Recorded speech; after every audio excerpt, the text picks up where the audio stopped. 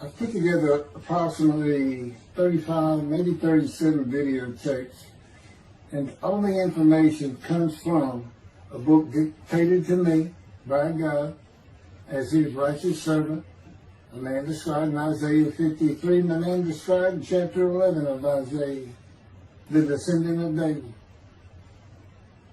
the twig from a shoot that grows out of the stump of Jesse, and it is a stump because of the vanished and felled ancestral tree of the kings of Judah, the line of Jesus. He cannot be the man of chapter 11. He's not the anointed one. He's not son of David. None of that's true. The other book, that book is called Isaiah 53, The Day of the Lord. And there's about 3 chapters in those particular videotapes that come from the second book that we wrote not too long ago. He dictated to me the story of my life. It's to show you how I fit the verses of Isaiah 53 with regard primarily to suffering, familiar with disease. So that would be wounded, and as it turns out, cancer. But the other words that you find in Isaiah 53, punishment, maltreatment, crushing, bruising, chastisement, okay, that is all in God's power. That's all in God's power, all those words. But the books are unpublished, shunned and despised, accounted, afflicted by God, plagued. Nobody understands it. This is so different than the Judaism the Jewish people have been taught. This Messianic era that will never occur. And we know it's not going to occur now once you believe who I am and how you cannot. After the mountain of evidence I have presented that is in those books, just as Moses today would have to say, well, look, I wrote Leviticus. You think I just came up with that? You think I just came up with all this information? That I know how God speaks through an angel and who that angel is? Moses walks by a burning bush that's not consumed. The angel of the Lord's in the bush and God speaks. I'm the one who explained that to you. I shouldn't have to go any further than that. God says the rabbis, the shepherds, they never listen to my prophet. They think they know everything. Well, I'm going to keep showing that they don't. This is primarily for the people who listen to them and not them. I don't expect them to ever respond. Because by responding, they have to say they've been wrong. Or that's just not what we believe. And so they won't change. The bottom line is they make money on it. That's the bottom line. God had me watch a video of Toby Singer just for this one purpose I'm about to tell you. He said, watch him raise his hand. He raises his hand to do his hair or rub his nose or something, and there's this big, fat gold watch. And that's just how you know this is the God of old. He said, look at that. Look at that. I said, well, he does. He died. His skin died, silver died. It might be a silver watch. He said, that's no silver watch. That's just a big, fat gold watch for everyone to see. And he makes his money on Isaiah 53. The guy said, at least that's how he really got going. I don't know. I know he has a radio show. But remember, I'm in the fire refinement. Everything God does with me is to draw emotions because I'm going to be emotionless once I get to Israel. For the most part. He'll let me feel what he wants me to feel. But nobody can get under my skin. You can't bother me. Even if I seem like I'm mad, it doesn't carry over to my insides. And I don't think about it any more than while I'm, as they would say today, on a rant, getting on somebody. But I bring his reckoning. I laugh. I tell him, you know what I am, don't you, guys? He said, I know you're a lot, man. I said, no, I'm the reckoning. And I am the wrath. That's what I am. He laughed. Holy Spirit, man. I said, righteous servant, David the shepherd, Elijah, prophet like Moses. I like wrath. What's his name? Wrath. What did he do? He was a reckoning. But anyway, I'm going to go through these early years of mine before God spoke to me. It's chapters 1 through 6. Chapter 7 is God speaks to an atheist, and I've already videotaped that. Walking with God, and something on visions and visuals. So the first chapter, this is what he told me to write down birth and tragedy. I was born in Bryan College Station, Texas on February. This shit's in from the Holy Spirit, yes. I think you asked me before I started. Yes. Oh, this is only for the people who come to believe in me. I don't expect anybody who's been viewing these materials and, nobody's really subscribing, a handful, to be believed. Again, I can't imagine. I don't know what you people want. I don't know who you think's going to come to do something different. How you going to know who David is? I mean, according to Judaism, there is no description of him. How you going to know who he is? All this being presented, and I know Jewish people have seen it, only 60% of the views are coming from the United States. Now, I don't know that means 40% is coming from Israel. Probably not. You got Canada, that's a big follower on my WordPress site. And really just all the countries of the world at one time or another have looked at some of this information as I wrote my blog, and the blogs became chapters.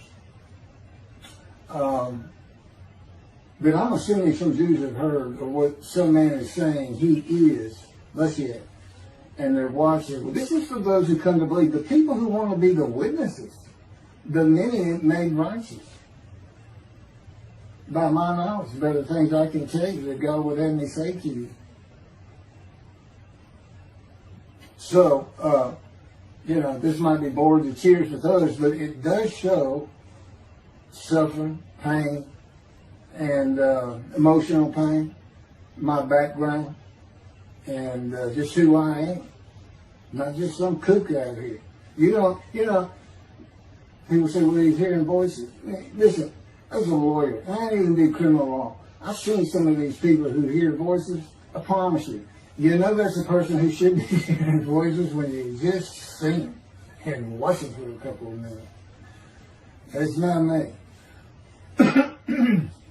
Excuse me. Okay, I was born in Bryan College Station, Texas on February 21st, 1957. And that's interesting because that's the year the first satellite went up. Russia sent up Sputnik, which is really 3 different satellites, and all together they were called Sputnik. That is considered the dawning of the age of the internet. Now, I've asked God, how did you select me? How did I be blessed with this and learning all these things with this crazy life that I've had? And but he won't answer me. He's gone poker. This poker guy, he's not going to talk. He's not going to change expressions or anything. Or me getting an impression that he is. And so I tried to come up with it on my own, and that is where I started. I said, because I know how important the internet is to this. It's the only way to get things worldwide in. And all the teachings that have come through it. I didn't know, I'm 63.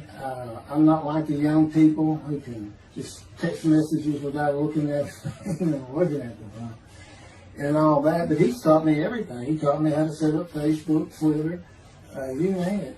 He would just say, go to your computer, do this, do that. Commanded it and directed to become very good at the computer and, of course, word processing. I'm a regular secretary, except I still henpeck with one finger. I used to. But God says that's to show you I have perfect use of this disfigured right arm.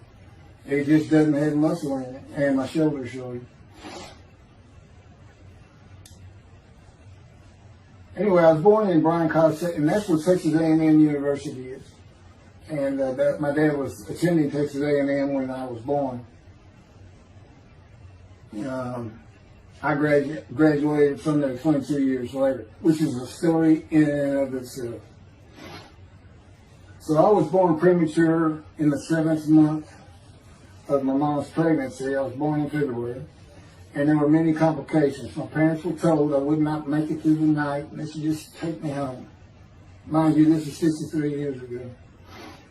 The biggest problem was that my insides had not fully formed, and it was impossible for me to take milk. Mammy, my great-grandmother, told my parents, boil rice. Feed him the rice water. It's got all kinds of nutrients and minerals in it. Dad says he threw out a mountain of rice those first few months. And it would not be my last encounter with death. So my dad graduated, and we moved to Metairie, Louisiana. And his first job is an oil and gas geologist. He looks for oil and tries to sell deals to people who can raise money to drill.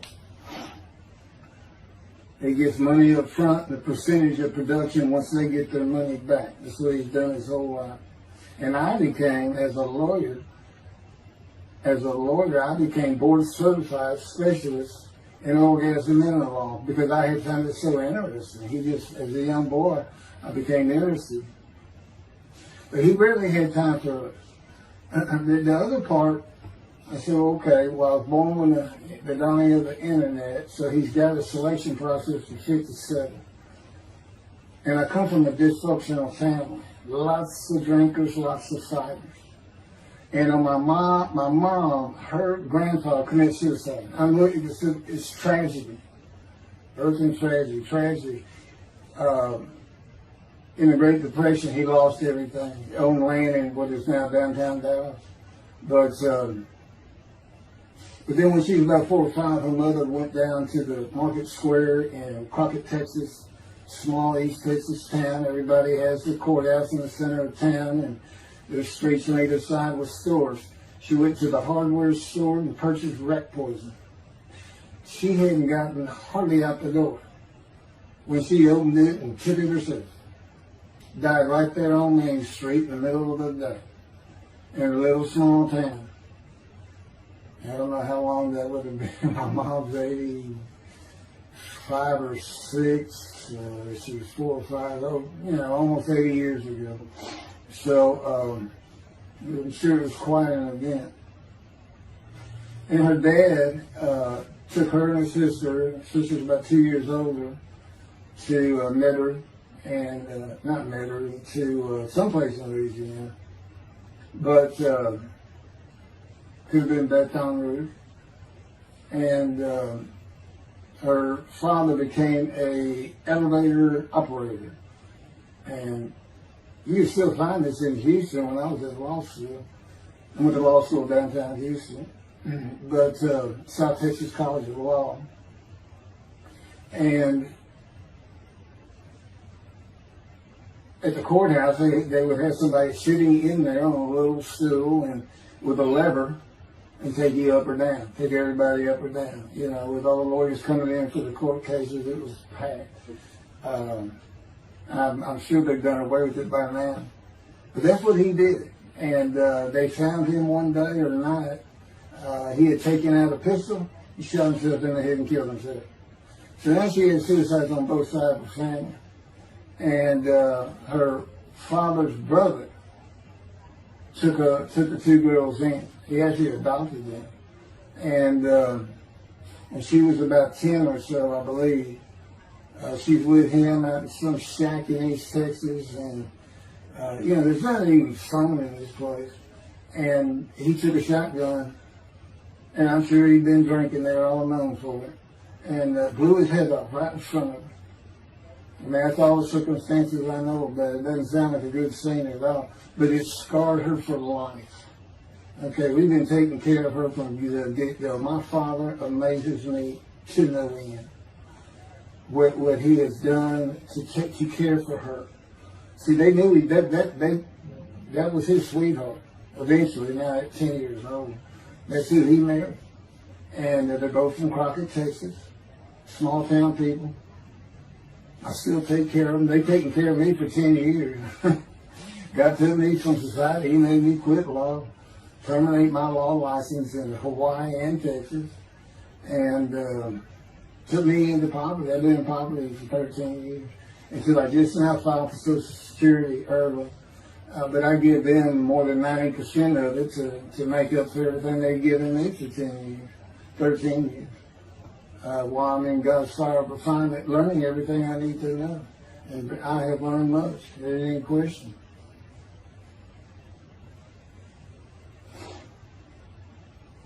So anyway, there's 3 sisters. There's 4 sisters right there. So it's a family of tragedy. You know, it's a tragedy of losing your entire family in the Holocaust, and you're the only one left. It's not like that. But God says, I just got things as close as I could. He says, I placed you in the womb to disfigure you, really for just one reason. Well, 2 reasons. One, it makes you identifiable, but it was so people would pick on you. I wanted people picking on you because that's what happens to young Jewish boys. Just for being Jewish, just for having a disfigurement. People will pick on you. I told him since, I don't even really recall many people saying anything to me. He said, that's because you look like you crawl all over them. They did. And I did. I was always just say something, anything. It's just the way I was just angry inside. And God's taken all that away.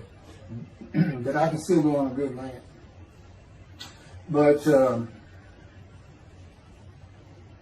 and then my mother in the 60s, young people may not notice that's when, you know, the Woodstock and marijuana, LSD, everything started getting big. And at the same time, doctors were just handing out pills left and right. Valium, painkillers, Percocets, you know, just asking for it. They were writing scripts. And I know today they put a lockdown on that. But she got heavy into it and drunk all the time. I had to come to school and stay with her. And she became such a different animal, a different person when she drank. She became a little girl. You know, maybe your mom act like that and slobbering and, you know, going there to be Valium dripping out of her mouth with a bottle of booze by her. So it was an ugly scene. And so I came from a dysfunctional family, so I think God wanted that. And He's there with me from my first year to make sure that I live a life of suffering. He orchestrated many of my wounds. And He's taken me back in vision to see these things. And His visions is one thing you don't pick up in the Bible. When I say Bible, I'm talking about the Jewish Bible, the Hebrew Bible, but it's not, unless I say otherwise. Which is like when God says, my peoples. If He just says my peoples, He's talking about the Jewish people that chosen. I mean, He may say the peoples of Moab, or just by the context, you notice the son said another group. But that comes up all the time. So to add to that, she tried to kill herself a few times. And when I was 10, my dad was at a Texas A&M game in Dallas. And I know it was 1967, so I was 10 years old. I'm very familiar with that particular game. It was against Bear Bryant and Alabama Crimson Tide. And he had coached at Texas A&M. So as you can tell, me and my dad are big Aggie fans and football fans. But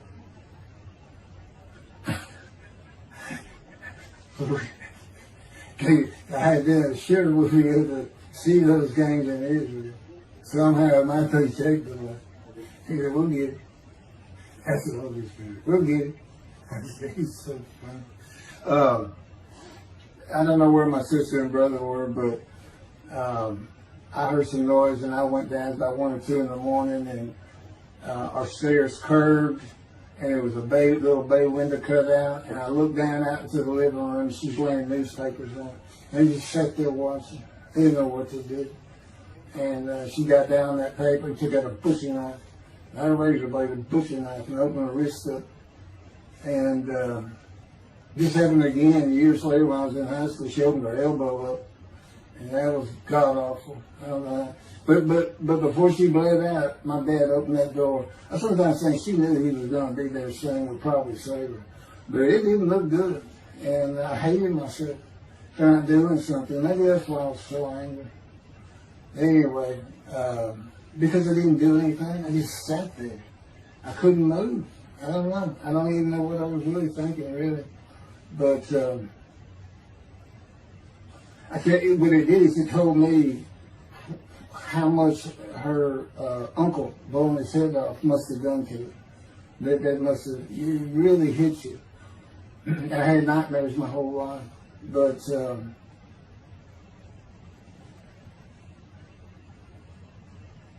I was 16 when she did the thing with the knife. But you know what? My dad finally got her he got her the best psychiatric care in Houston, Texas, and that's big because we got a medical center that's renowned throughout the world. And they put me back together many a time. And she never did that again. And the amazing thing is how different she is in her very advanced old age. I mean, it's like she was never that person of the 60s and the 70s and the 80s. I don't know how my dad survived it. I'd have never stayed. I'd have taken the kids and said, try to find her. But he's not out there. I've never seen two people who love each other so much. It's crazy. But anyway, I was married for 20 years and we weren't like that at all. I finally divorced for irreconcilable differences. Okay, my first major surgery when I was 2 years old. My first surgery. Up above here, I have a scar. I had my first of many surgeries. Been born without my right pectoral muscle, small shoulder, withered arm. And then there was the movement of my arm was restricted. There was some tissue in here that had to be cut out. So they opened me up and did that. I was born right-handed, but I do everything left-handed. Except for light things, like I shoot a basketball right-handed, I throw a ball right-handed, darts, things like that. But bowling, I'm left-handed. You know, anything heavy. And I was quite an athlete. If I had two good arms, I'd have probably been on scholarship. I was already offered a partial scholarship at a small school for track, even with this bad arm. But I just didn't have the fast start. You got to have two strong arms just pushing out in front of you. But I was some kind of quick and fast. So, we moved back to Houston to a place called West University, a suburb. And this little story, I don't even like telling it, but I tell me I have to. And he had something to do with it. But I'm not going to go into that part of it. So anyway, I had decided when I was in second grade, I was tired of school, didn't want to go anymore. I don't exactly know why. I just know I said, that's it, and I'm not going. Dad can't get me up and finish school until I'm not going. And it was on. He was going to get me there. It took him about an hour to get me to the car. Fighting and screaming and running around, hiding, getting under you name it, I was doing it. And anyway, he finally gets me to the school, but he's too tired. He wasn't even going to try to get me out of the car by himself. So he get out, and he goes and gets the principal. Now, my dad's about 6'2", but he's real slim. And but he comes out with his principal, who's taller than he is, and he's a hefty guy. He's burly.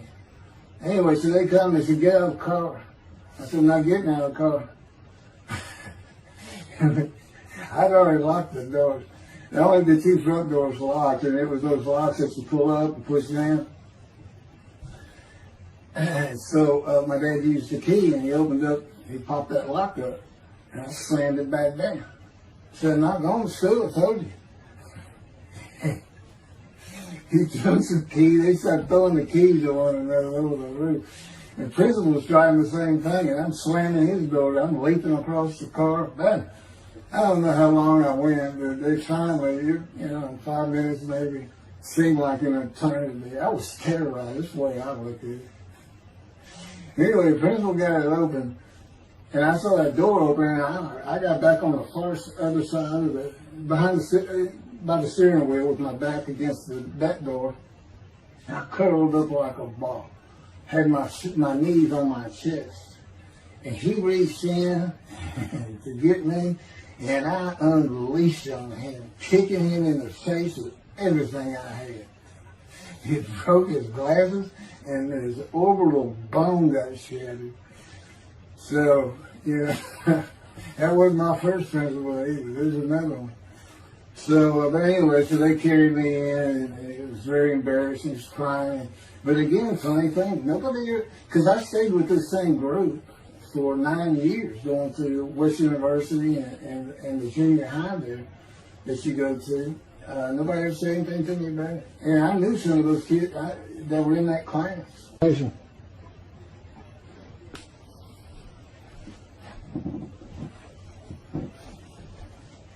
My camera only goes for half an hour. I can see on the screen that I have point towards me that when it runs out, I have to turn it off and turn it back on. But anyway, that ended my fight with my first principal.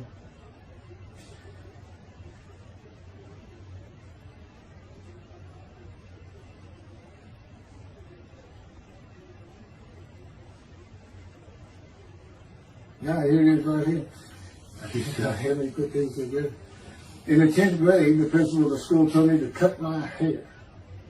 You know, I had long, blonde, wavy hair, well past my shoulders. Again, this is, I graduated high school in '76, and this is in junior high, so it's in the early '70s, but it felt like the '60s still. And I kept in a ponytail. It was neat. It was a school-wide policy. I think I was one of the last people to cut his hair. I was hiding all the time. I was always on the alert for the teachers that would turn me in. But I went and got it cut. I told the barber right at my collar. Sat there in the chair, cut it right at my collar as I was instructed to do. And then I was commanded to return to the principal's office. And so I presented myself to him. I sat down in a chair in his office, and he gets up, walks behind me, and grabbed me by my hair, back of my head, and jerked my head back fast.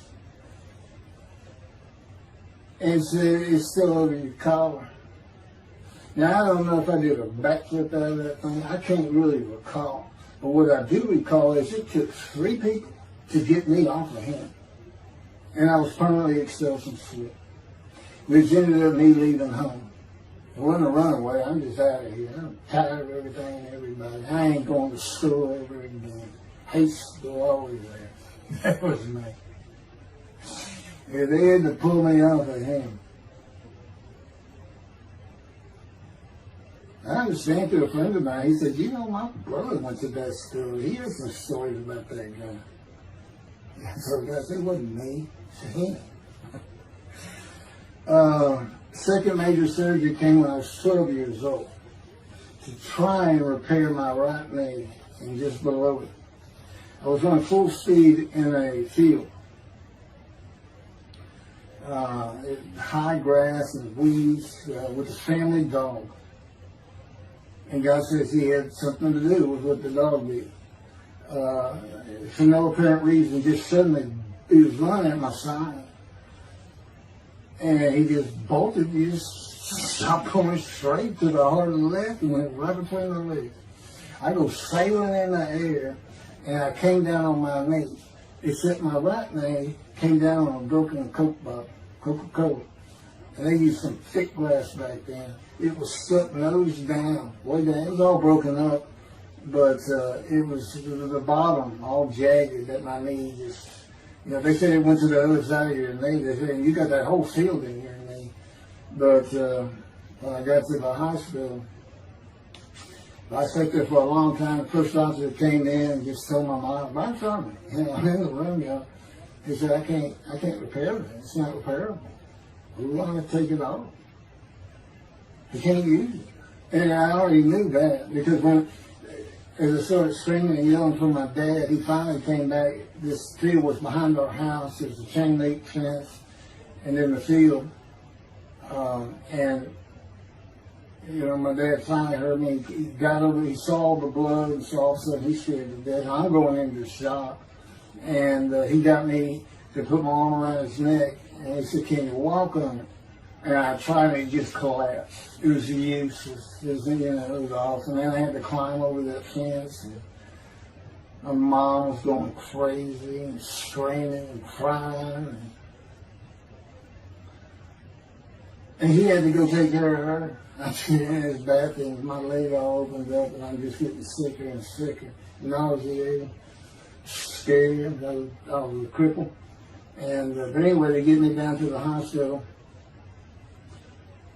And this, like I said, first doctor just like, we don't know what to do. And just right then, and God said he knew he was going to be there. This doctor walks by, and my mom recognized him. And she goes, Dr. Kane. And she runs out the door. Well, this is Dr. Kane. Her mammy that I mentioned earlier, in her old age, very old, maybe been in her 90s, I don't know, late 80s, but living with her sister, broke her hip. And this doctor repaired it. This is a long time ago, people. Repaired it, and she actually walked again with a walker. I remember. But that's who this doctor was. And she said, my son, they're going to take his leg off. You've got to come look at it. And this Dr. Kane actually became the medical doctor for the Houston Oilers. He repaired many in me before and after me. I guess that's what he specialized in. But he was at the hospital just to do rounds. He wasn't dressed for surgery or anything. But he came in that room, and I mean, he was livid when he looked at my knee and knew how I'd been there for like 5 hours at this time. And he just started barking orders about getting me prepped for surgery, and he takes off to go get prepped. And they literally ran me down to surgery in a gun. I mean, they were trying. This kind of fear he put in everybody. Anyway, I was in the hospital for weeks, and I woke up with my leg. I was glad of that. They had a cast from my hip to my ankle. And he told me, when I finally was being released, he said, if you put any weight on that leg, you'll never walk again. So, I can't remember, 6 weeks. I don't know how long it was that I had that cast on. It wasn't my first cast, it wasn't my last. Or maybe it was my first. Maybe it wasn't my last. That's another story. We're not getting very far. There's 6 chapters. I'm barely getting through the first one. But what I'll do is I'll just do 6, just like I did with Isaiah 53. I did 6 or 7 videos, 7 I thought. But then I joined them all together and put it as one video, the definitive commentary of Isaiah 53, which comes straight from God, by the way. I mean, you can contest what I'm saying all you want, but it makes perfect sense. For the first time, Isaiah 53 is explained. And how I've become the smartest religious Jew in the world who can see that, and what the wounding and the punishment, everything's about, and how it's really, in some ways, a snare for the Gentiles for the day of the Lord. Because he knows he can take me and just decimate any argument they want to put forth. You know, in particular, I'm blemished. I'm the Antichrist. In that I am the exact opposite of Jesus Christ. Okay, he's so smart, he was keeping synagogue at 12. Supposedly he was a perfect, beautiful man. I'm just figured. You know, I'm not bad looking, but I'm not, I'm not Brad Pitt or anything. Anyway, it's sinner, I wasn't a visual sinner. I was a good person. I was good to other people. I was very compassionate. I said there was already a lot of humble in me. I didn't laud myself and the things I could do over others. Like being the fastest guy on top 5 at school and the fastest in my neighborhood. I didn't brag on myself. But as he took me back through my life and informed me when things were sin, it just seems like I touched on all of it. And if murder in your heart is actually committing that sin, as the Christians say, I don't really go with that, but then there's really not much I've missed. So I'm a sinner. And, Jesus can say, well, I'm a sinner too, I'm lying. All you got to do is read the scripture in the gospel, you see where I'm lying. That's easy. And I came from the banished line. I thought I was the man of Isaiah 53. I thought I was going to be exposed to death, but given long life. This is what he would tell you if he was here. He said, but you know what happened? They crucified me. And on the cross, I realized I'm not that man. This isn't exposure to death. This was like a sure thing. Father, Father, Father, why have you forsaken me? That's Jesus Christ saying, I'm not the man of Isaiah 53, and I just figured it out. That's what that is. Has God so down? You sure you didn't have that written? Why on earth would they write that down? They forget about it. Maybe he was just thinking me. That's what it's about, Christians. They got their way. They can explain that being counted a sinner means he got crucified with the sinner beside him being crucified on each side, left and right. So there's three of them, so he's counted a sinner. Okay.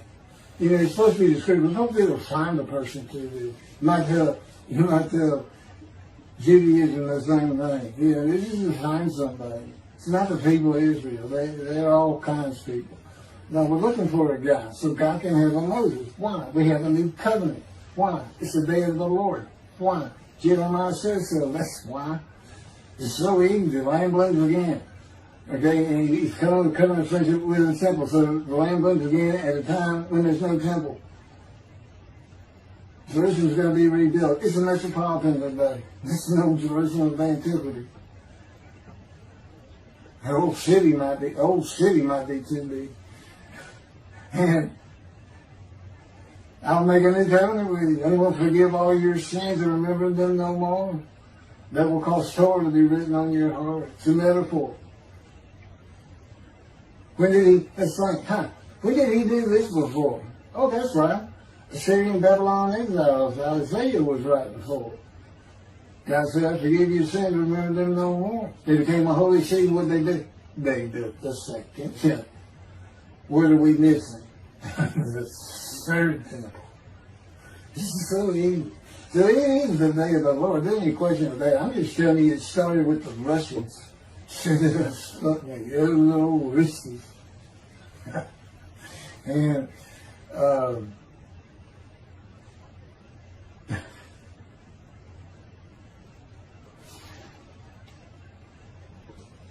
he's bringing the covenant. We've got to have a Moses. He's never sent a prophet like Moses. So he's saying it's Joshua. No, it's not. I'm meeting today, the day of the Lord. And guess what? He gives us a description of him. He knows this is a time of secularism, reliance on science and medicine and doctors. And you got so many more people the only book out there is not the Hebrew Bible. There's a lot more books in it. You know, there's all kinds of distractions, television, cell phones, computers. You know, back then, you know, you just sat around and said, what do you think that's there? I don't know. We should send some rain. You know, it's just, I said it's easier to get them back then. But here it is. It's here. And God said, you see why I put Shunning and Despise in there? Because for a while I said, God, you know, this is before we really got the books done and everything. I said, I'm just sitting in a room. I can't really say anybody Shunning and Despise in that. Counting me plagued, afflicted, and by God, and everything else. He said, well, how you feel now? That we've been putting all this on the internet, guys, that feel Shunning and Despise. Yeah. I can say, there's no question this hasn't gotten back to those three. I say, you keep attacking them like this, and I'll be certainly sure, just in case I'm wrong. But, because he won't actually tell me, he won't tell me anything, this is a rule of thumb, he won't tell me anything that I cannot find out or become knowledgeable on or informed on of my own. Which means about nothing, because we're in a room all the time. The adjunct of the Holy of Holies is what I call it. I live in the I'm like the priest who can go, the only person who could go into the Holy of Holies was the high priest. And that's what I'm like. As a matter of fact, God had me write down, just as he had David write down, there's Psalm 151, where God said, it's on a video, where God is speaking. Where the Lord came to me and God said, quote, and within that, he says that he declared me. We actually used the psalm where he declares it for David. He declared me an eternal priest in the order of Melchizedek and King David. and a rightful king, small k, and a rightful king. And he also declared, I'm the righteous servant. I mean, that's God talking. I mean, he's using it. When he dictated to me, it wasn't, to be written in my personality. That's him. That's him doing a new song. So, because he does that. Even in the writings, the person doing the writing, whatever prophet it was, or Moses, or David, if he wrote Samuel 2 and Kings 1 until he died. As I said, God says, look, just assume the central character is the one I had writing, because their lives changed when I come to them, just like mine changed. This is not anything I could have ever conceived or even bothered thinking of. I had never read the Bible my whole life. If he hadn't told me, we're going to the bookstore and get you a Tanakh. That was 13 years ago. And my answer was, what's a Tanakh? I didn't know anything. And look at all this knowledge. But this is it. This is the only power he's going to use in creation. He's not going to perform miracles. He's not going to have me performing miracles. And he's not. He said, the only power I'm going to use is on you. What I can get you to do. He said, I can take a Gentile Texan and take him to Israel and get my temple built. Okay. He said, because that's what you say to God all the time. Okay. And one night, I hadn't even read Isaiah 53. He didn't come to me and just say, offer yourself for guilt. I crushed you with cancer. It was me that did. That's not, I wouldn't have known what he was talking about. We finally get to Isaiah a couple of years later. He said, keep reading Isaiah 53. Is that okay? And so I read it. I said, okay, finish it. He said, who do you think that is? I said, I have no idea. I said, barely read it. I didn't know what it's saying. I said, I think these 2 verses ought to be up here. I said, you sure nobody messed with this thing? He said, nobody messed with it. It's just that I had Isaiah right. He said, that's you.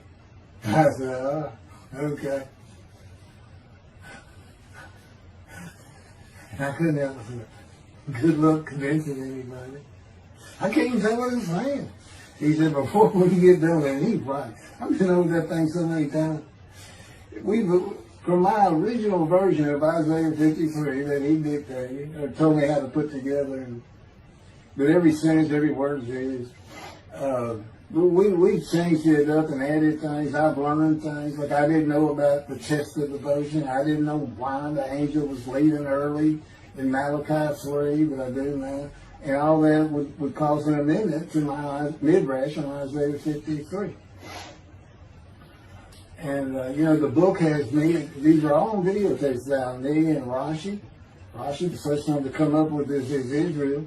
And, I look at his answers and I just shake my head sometimes. You should see his answer in Malachi 3 for the angel of the covenant that you desire.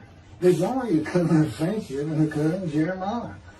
And this is his answer. It's midrash, so he just takes a section of the angel is on the way. And it just says the angel of the covenant. And his commentary is the angel that avenges the revenge of the covenant. I said, what does that mean? What are you talking about? I said, God's being funny. He said, I don't know. I said, you too know. He said, well, I'm not telling you. So,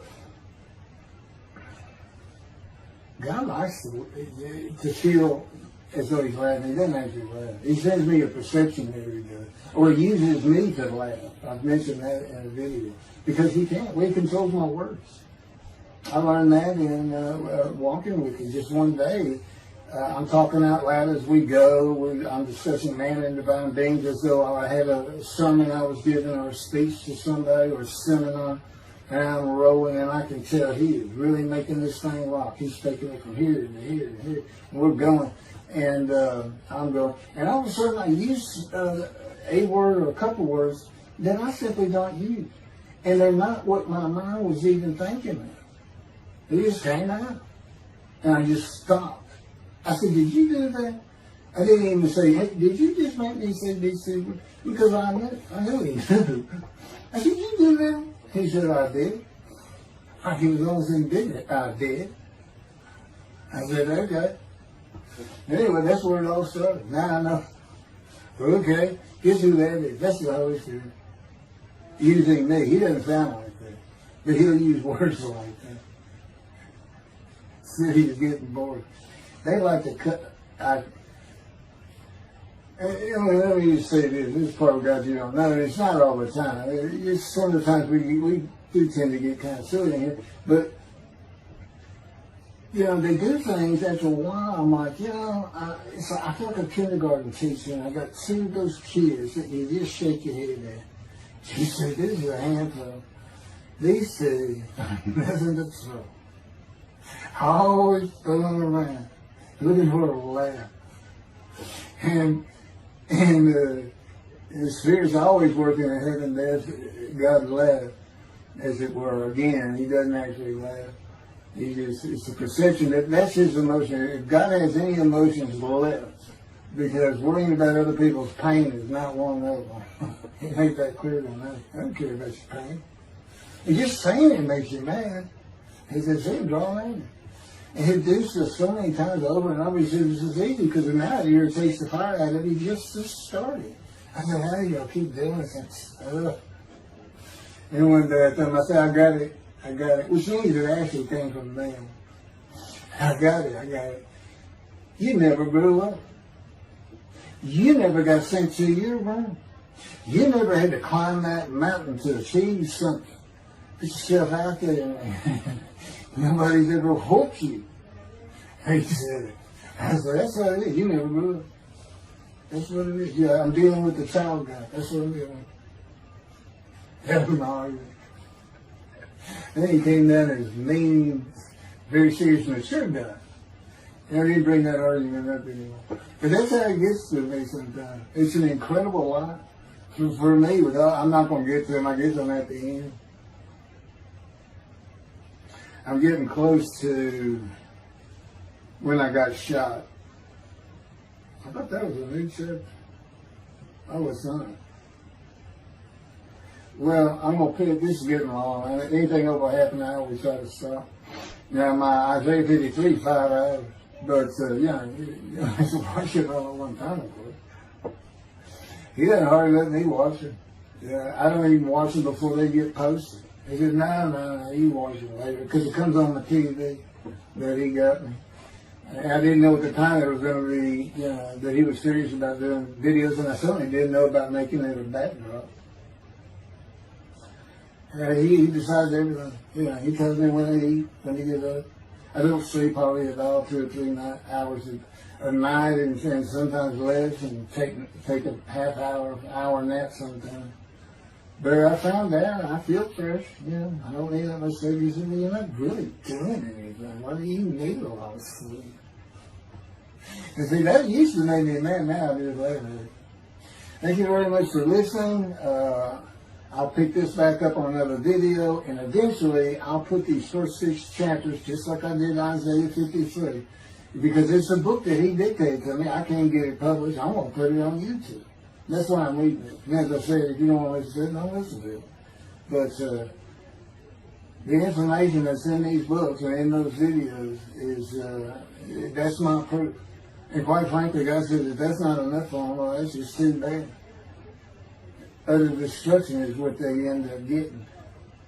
They better learn how to listen to the prophet. See, it's no different than the people back then. You'll say, well, why didn't they listen to Isaiah? Why didn't they listen to Ezekiel?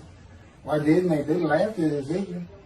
That's what Rashi says in his commentary. I didn't know it was laughing at him. But just ignored him. Everybody thinks they know it. But in any event, I do know there's one chapter we haven't put in there, and that is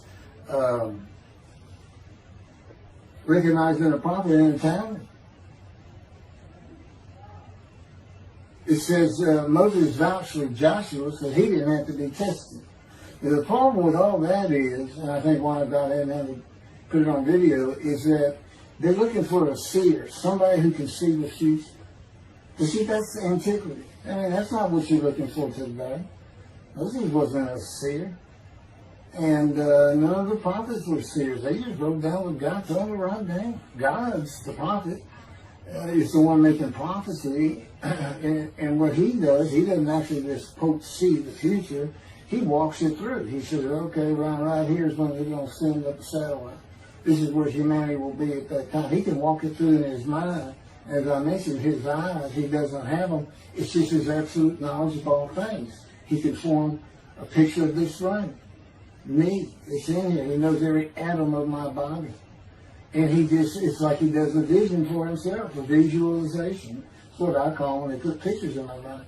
He says, and he puts it into the spirit's mind. And they're both within it. You know, the big cloud that just came down. If you're sitting in a room with me, it envelops you. But it engulfs me, it goes through me. My little spirit cloud becomes part of the big cloud. That's why God is in his spirit. Here's the elements of spirit, here's the elements of God's presence, his mind. Two clouds, they just come together, they can be together. Okay, but God's still one. He created the other cloud. And then in this room, filled with them, my little spirit is like a little cloud that just came in and part of it. That's who I am. That's a man of divine being. Okay? No, it's like nobody's really expecting it. Well, maybe it's because you didn't know these things. And now they want, I get to see them shunned. Shun means I'm not looking at that. It sounds like a coup. We by faith, by the fundamental principles of Rambam from the Talmud, from his diagnosis of the Talmud. Why don't you do your own? Why don't you throw the Talmud out and learn some new stuff? Why don't you get out of antiquity? Every religion has an end times like that. Every religion ends up with utopia for its people. Everybody. Well, don't be like everybody. You're the Jews. Go ahead, let's get practical. Let's let God in our midst again, in a man like he was in Moses. Let's point at him and tell the Christians that is the man of Isaiah 53. Here's what it's about. God said he's coming back. He told us, we're not waiting on him like you. He said when he was coming back, he false prophesied 5 times. He ain't coming back. He wasn't who he thought he was. He told us on the cross. I'm not the man of Isaiah 53. He tells us. What else was he doing? Why did you say me? I'm about to die. What do you think he's talking about? What do you think he's thinking about? You're not supposed to die. He thinks he's the man of Isaiah 53. So do they. It's just mind-boggling because I'm the man. And there's nothing about me that says Jesus Christ. Nothing. You should hear me cuss God. I cussed him trying to die. I begged for death 1,000 times. He said, it's not been 1,000 times. Isaiah's been hundreds. He said, well, that's true. You have cursed me more than any man in the history of mankind. And he said, and you did it face to face. And I said, you shouldn't make me so mad. He laughed, y'all. He laughed. When I'm cussing him, he did make so mad. And oh, you're kidding. That's the way. He gave me his perspective. This is what he did. He said, Keith, imagine you created ants. And ants are living beings. In other words, they can think and they have emotion. Okay, you get a great big ant farm over here in the room. Okay, you decide you're going to get one ant to get all the other ants to do stuff. But you got to get him ready. And you get him ready the way I'm getting you ready. Now, he's mad, right? I said, yes. Yes. And he said, now, magic. I'm always laying in this bed. I got a big table. It's got a microwave on. I put my computer on. I got a big fan I like to have on. And he said, look over at that table. Now imagine that ant got loose. And he is pulled up. And he is standing on the corner of that table. And he is giving you the what for in ant language. I mean, he's going. And he turned around and shaking his butt at you. And he's cussing. And all this. And all you got to do is go bump. And he's gone. I think that's funny. And it is. And that's how that's what it does to him with me. You know, the spirit will wild me up. I call him a troublemaker. Troubler. He's so funny. But God's so humorous. There's a difference in their humor. Okay, now I'm told that does wrap it up. I'm going to pick up a gunshot. I guess it was forcing the accent to my knee. They ended up opening me up in between my breast and my pelvic bone, and now it's been 3 times. and eventually, the lung cancer, and colon cancer, and skin cancer. But the lung cancer is when they told you should have died from the colon cancer. He said, but this is it. We can't treat that. It's too advanced. You're gone. And prepare to die. That was 20 years ago when the planes hit New York. It was the planes hitting New York that got me up off the ground one last time to see one more doctor. The life of God's righteous servant of Isaiah 53, chapter 3, gunshot. Shortly after I recovered from my knee injury, I moved to Fort Lauderdale, Florida. I was not happy about it at all. It turned out to be a lot of fun. I made some great friends to celebrate my 13th birthday. My only injury in Florida was having my front teeth shattered and knocked out, requiring caps, which was more of an ordeal than I would have imagined. We returned to West University in Houston after 2 years. My mom was not doing well at all, and it was getting close to her second suicide attempt. I was back with my old friends and did not have much supervision from home, and I failed ninth grade. I made my own decisions, and I rarely listened to others. After being set back a year at junior high school, I made a few new friends, which led to my next serious injury. My best friend was a Spanish Italian whose father was from Sicily. And he kept a machine gun in a violin case in his office at the restaurant he owned, where his son and I were waiters. It was called The Godfather. My son was the best pool player I've ever known or played with, an absolute natural. I will call him Antonio, but that's not his real name. Antonio's girlfriend was a Jewish girl. I will call her Rebecca, but that is not her real name. Antonio was a Catholic Christian. Rebecca did not practice Judaism, and Antonio did not go to church. I was a confirmed atheist, and we never talked about God or Jesus.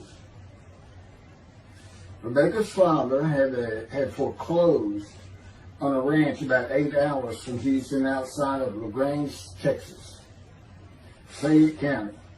LaGrange was famous for the Chicken Ranch, which was an illegal brothel that operated from 1905 until 1973.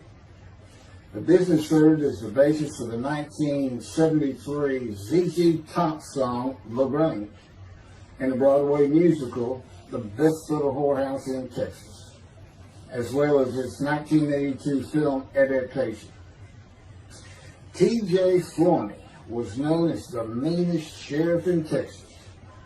In the coming weeks, I would be interrogated by him outside of Shock Room 3 at Dental Hospital in Houston. This is an excerpt about him from an internet article. It was the most one-sided Texas battle since the Alamo, as 100 citizens watched disbelievingly in the dusty little town of LaGrange, their beefy sheriff, T.J. Forney, reached into a black 1975 Continental Mark IV and began to shake by his $300 suit Marvin Zindler, the star consumer crusader of Houston, Texas. That's from People, June 17. Next, the sheriff tore off Zindler's blue-white toupee, waved it in the air, and then finally ground the rug under his cowboy boots. Behind Forney's fury was the fact that on Zindler's last assignment in LaGrange 18 months before, he had filmed an expose, which resulted in the closing of a critical part of the local economy, the Chicken Ranch, a legendary bobby house. Antonio, Rebecca, and I first went up to the ranch in the summer of 1975.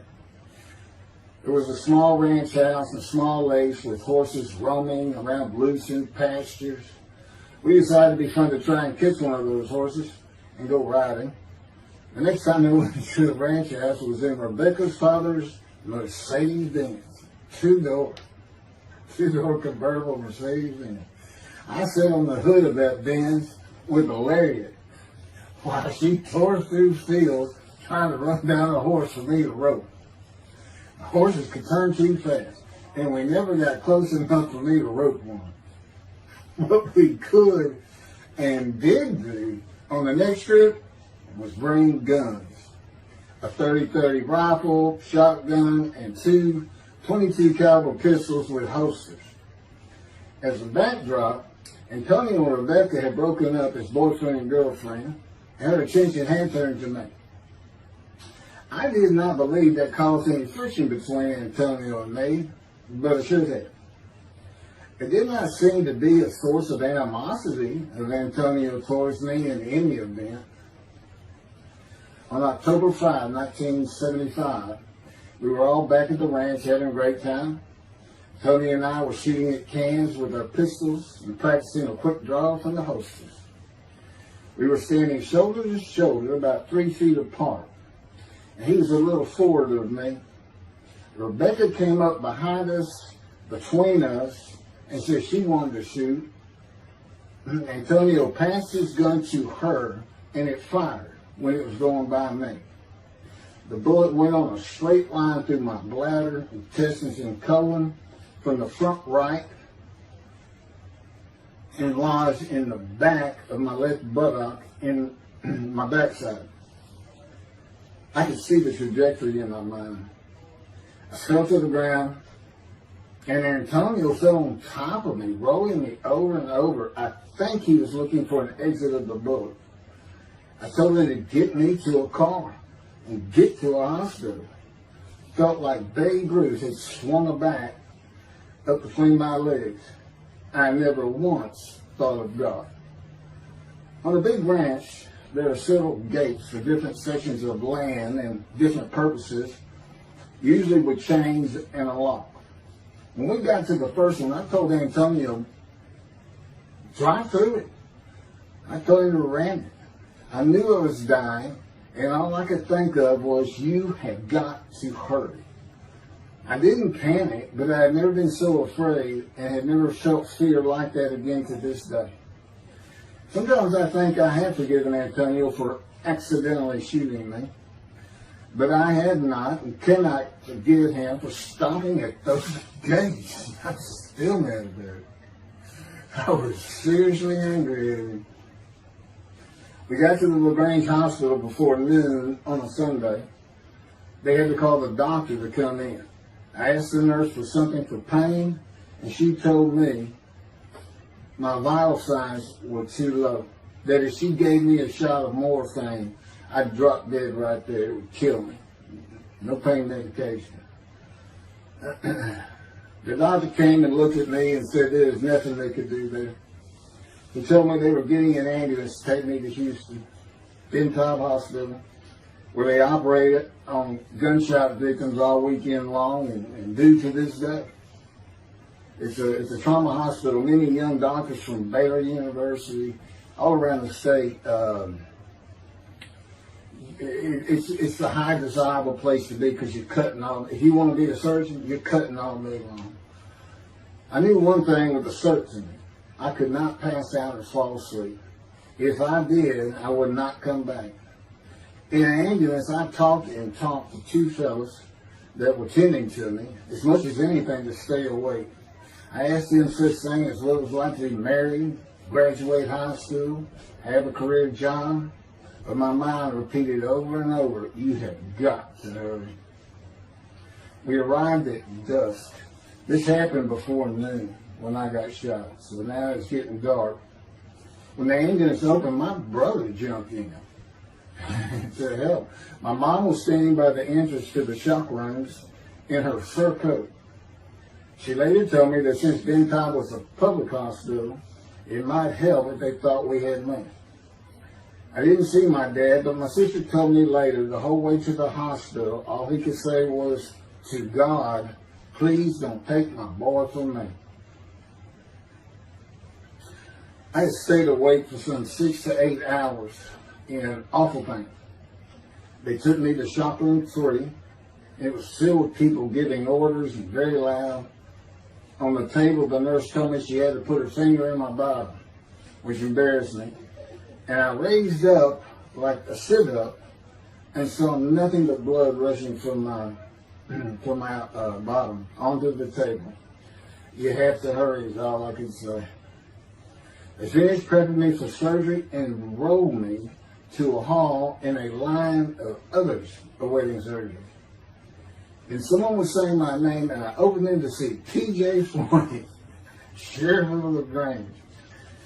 He wanted to know if I'd been shot intentionally, what we were doing at that ranch, did we have permission to be there, and et cetera, et cetera. I told him I thought it was an accident and to leave me alone. I never saw him again. I didn't have to wait long. The orderlies bypassed everyone in front of me and took me to surgery. I awoke in a large room with about 10 beds on my side of the room and 10 beds on the other with other patients, and I could hear moaning and crying here and there. It took a few moments to remember what had happened and why I was in there. I fell back asleep, and when I awoke, my dad was telling me he would have me out of there into a private hospital as soon as possible. It was the next day when they transferred me to the Methodist Hospital in the medical center, where they had operated on my knee, and I had spent weeks there. I had a hose with a bag coming from my bladder and a colostomy, an opening called the stoma, which is your intestine on the outside of your abdomen, with a bag over it to go into the bathroom. I was out of danger from dying, but still very weak, and I needed to gain some weight. The track team was already getting together, running distance and cross-country workouts provided by the coach, preparing for track meets in the following school semester. I lived about a half mile from the high school. The day I got home, I walked to look at the track. It did not seem possible I could get back in shape. I was afraid to cross the roads to the school. I could not even trot to get out of the way if a car came my way. My insides felt like jelly, and I had been warned that too much physical exertion in the first 10 days could cause a stomal hernia, and my intestines to start extending from my body. I was homeschooled for the rest of the semester by a private volunteer tutor, and passed classes I probably would have failed. The beauty of that gunshot was that it changed me. I was never going to graduate high school, having failed so many classes. So I set up night school classes for the next and my last semester of high school. I was 18, soon to be 19, and a senior.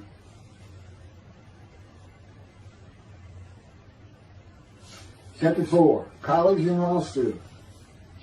Before the summer of 1975, one of my best friends on the track team, who threw the discus and shot put in field events and was a senior, told me he wanted to do something big the coming summer before starting college at Louisiana State University, LSU. I was only a junior and I had no plans for the summer.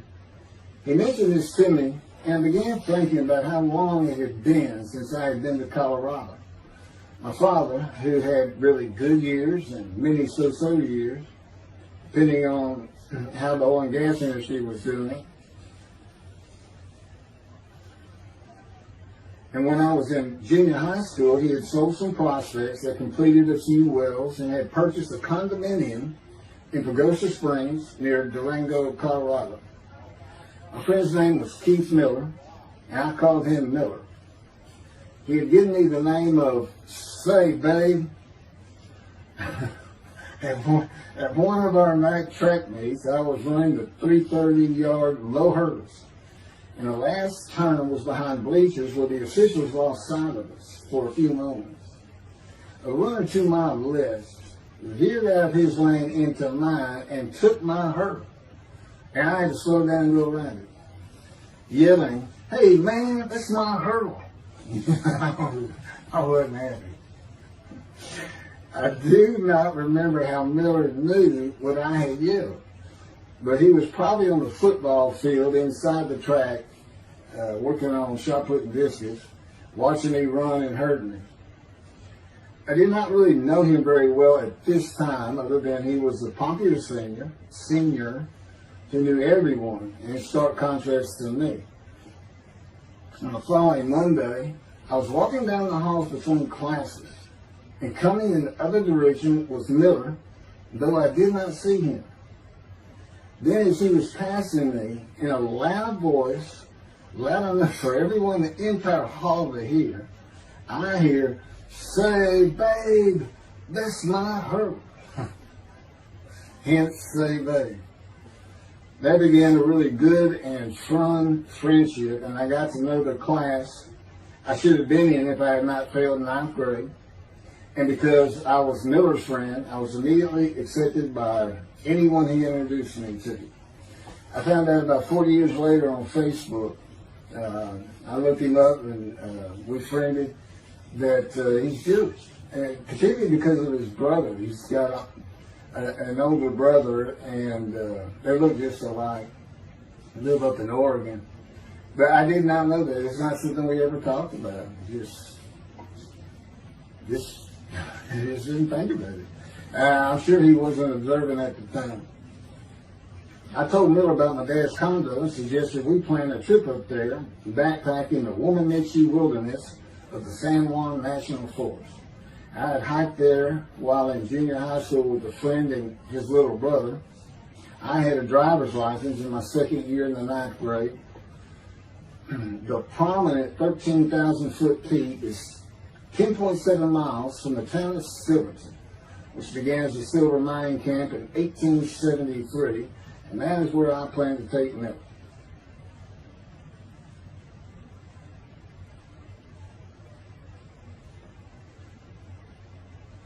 So Miller and I take off. We use his car. As I said, he was getting ready to graduate, and his dad bought him a Toyota. Can't remember the name right now. My dad's condo.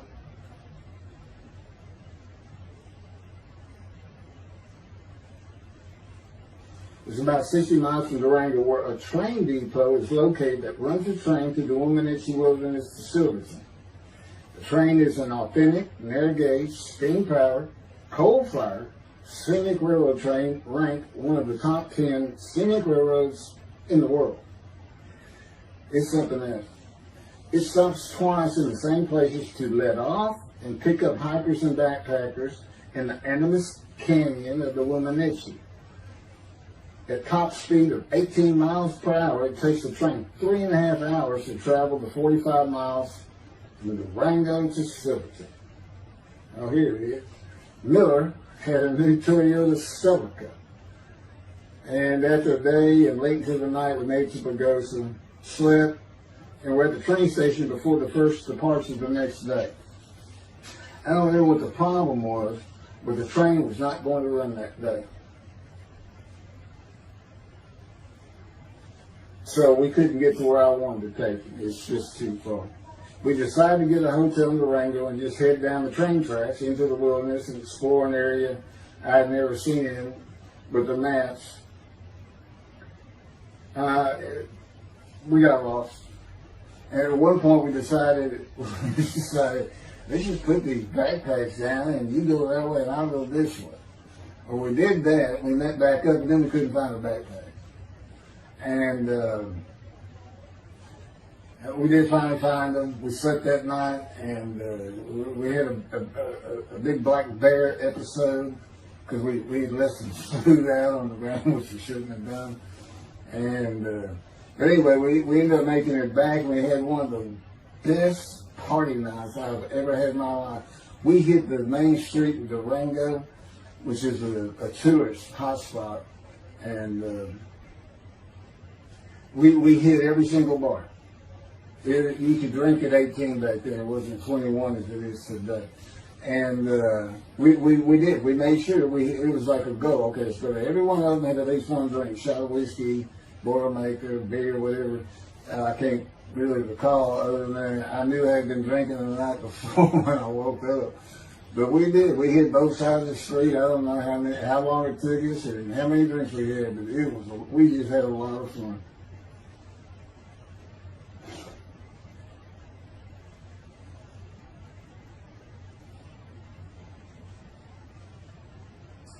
Okay, I'll be coming to chapter, I guess it's 4. I don't know. I thought I was coming up to the cancer story, but this is different. This is getting into alterations while at school.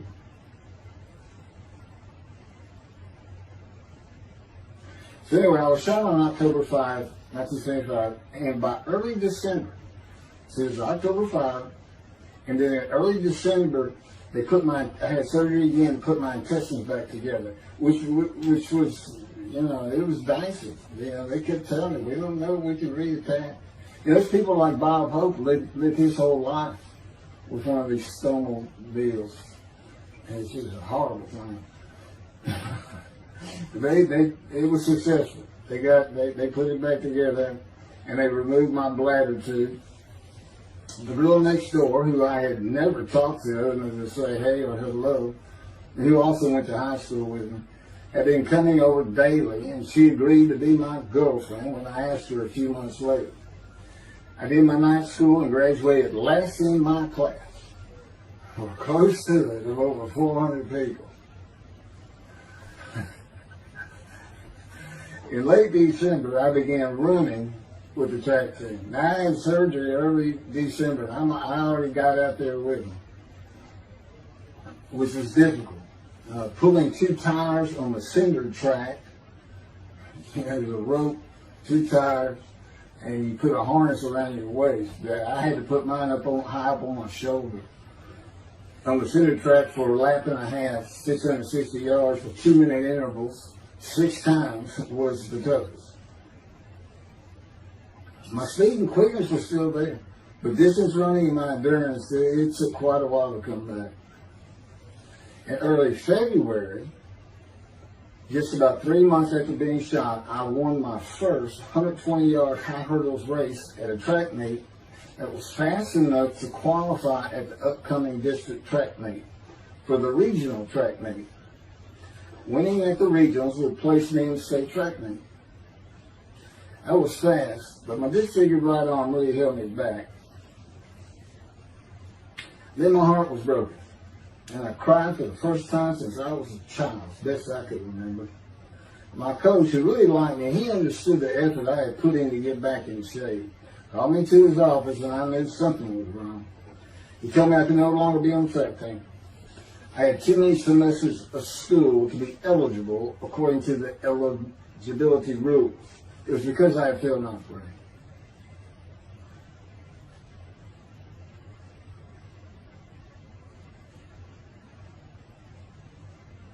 And of course, I had no one to blame but myself. Skipping school all the time, just not trying or caring about learning was why I failed. I was not lacking in intelligence and common sense, as many people thought of me. I could and often did read a complete science fiction paperback book during the school day. One day. I get them from my brother. I just sat in the back of each class and read my book, and the teachers always left me alone. I also was suspended from school a couple of times for fighting. The first fight was in the gym and the bleachers, with the principal on the floor telling us the do's and don'ts for the second semester of the 10th grade. This is 2 years before I was shot. I found out he already knew me by name, and I had never talked to him. The second fight was with the same guy, but this time we took it across the street from the school. He had about 10 of his friends, and I, being pretty much a loner, I had none. They were African American, bused into school from neighborhoods far away. And I just didn't understand them, or know why they even talked to me with words I did not get, like word, or say, man, can I hold $1?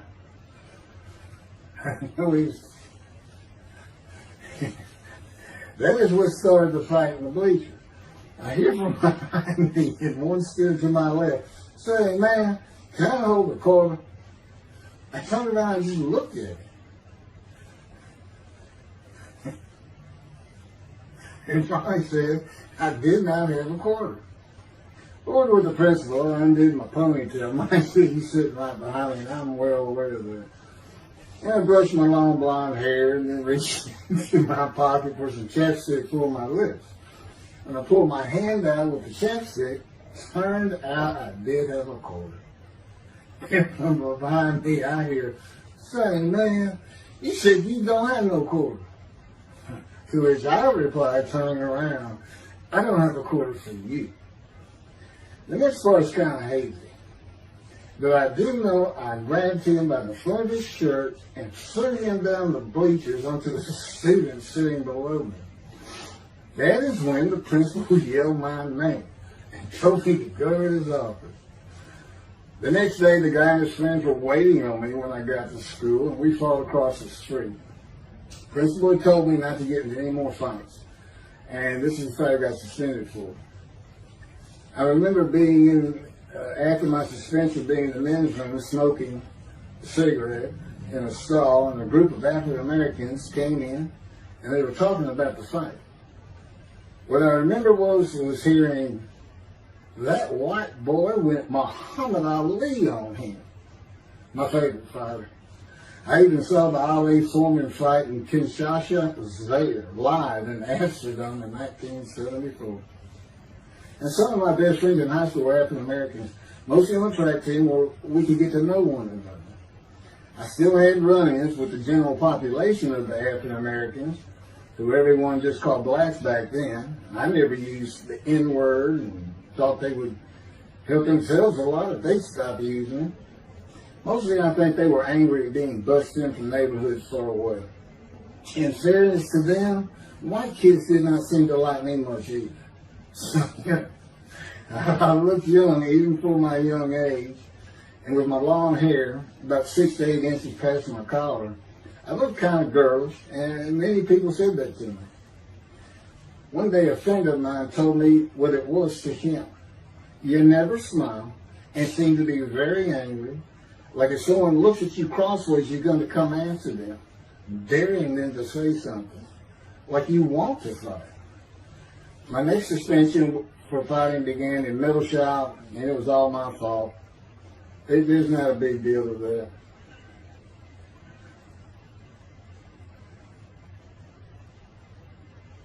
The last fight I was ever in came right before I was gunshot at the ranch.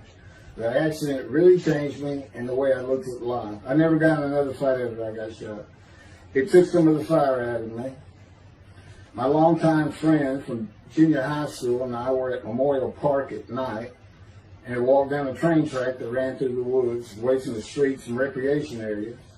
We went to the center of a long railroad trestle bridge that ran over a bayou to wait for a train to round the corner from either direction on a single track. When a train would round the corner, we had to run and jump off the trestle after clearing the bayou. We were drinking beer. As we were sitting, we started talking about the price of gas at 44 cents a gallon in 1975. Anyway, the trains weren't running. We got up to leave, and as we're walking down the steps, he said something about my father and about how to find oil and gas. And I turned around and just hit him with everything I had, with my right arm.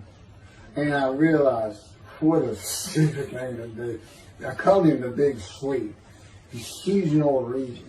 His hair was white and long and longer than mine.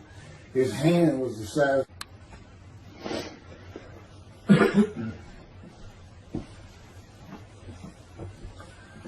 And I had nowhere to run. That was the really dumb part of it. I mean, I couldn't move. I couldn't use my quickness. I couldn't box as I had with the fellow across the street.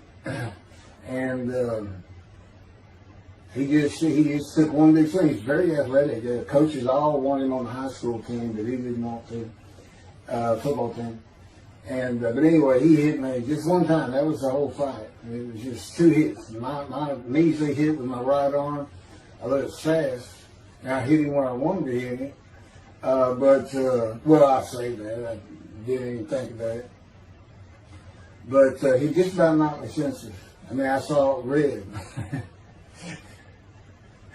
And so anyway, that was it for our friendship. We just, although after I got shot, he and I got back together a little bit, but by that time I had met Denise next door, and I wasn't going to be going out drinking beer at the festival anymore. I was going to get serious, and that's when I set up my night classes and everything.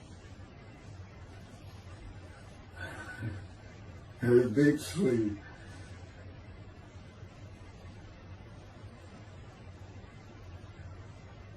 After the gunshot, I stopped seeing old friends, including Antonio and the Big Swede, and spent all my time with Denise from next door. I knew I wanted to be someone who succeeded in life. My dad always told me when he was angry with me that with my smart mouth, I was never going to be anything but a ditch digger or a lawyer. While he said lawyer in a derogatory way, he got me to thinking I'd like to be a trial lawyer. I had to get into college first, and the only school I wanted to go to was Texas A&M University. Anyone who had ever known me would tell you that I was not even close enough to being smart enough to go to any college, much less Texas A&M. I would tell you I had never applied myself to the task of learning. Texas A&M denied my application. I called them and pleaded and argued, and finally admissions said that if I came for the summer semester of 4 classes and maintained a B average with no fails, they'd let me in. I did it, barely. I almost failed calculus and got a B.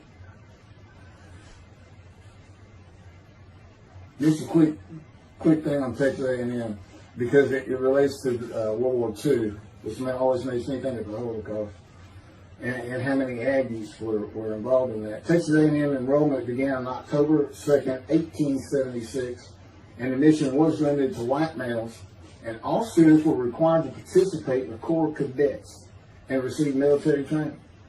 Many Aggies served in the military during World War II, with the college producing 20,229 combat troops. Of those, 14,123 Aggies served as officers, more than any other school, and more than the combined total of the United States Naval Academy and the United States Military Academy. During the war, 29 A&M graduates reached the rank of general. Texas A&M is more than a great university. It's the home of the Aggie family with a long history of spirit and tradition. And I'm going to pass through all that. You can read, I got all this from Wikipedia.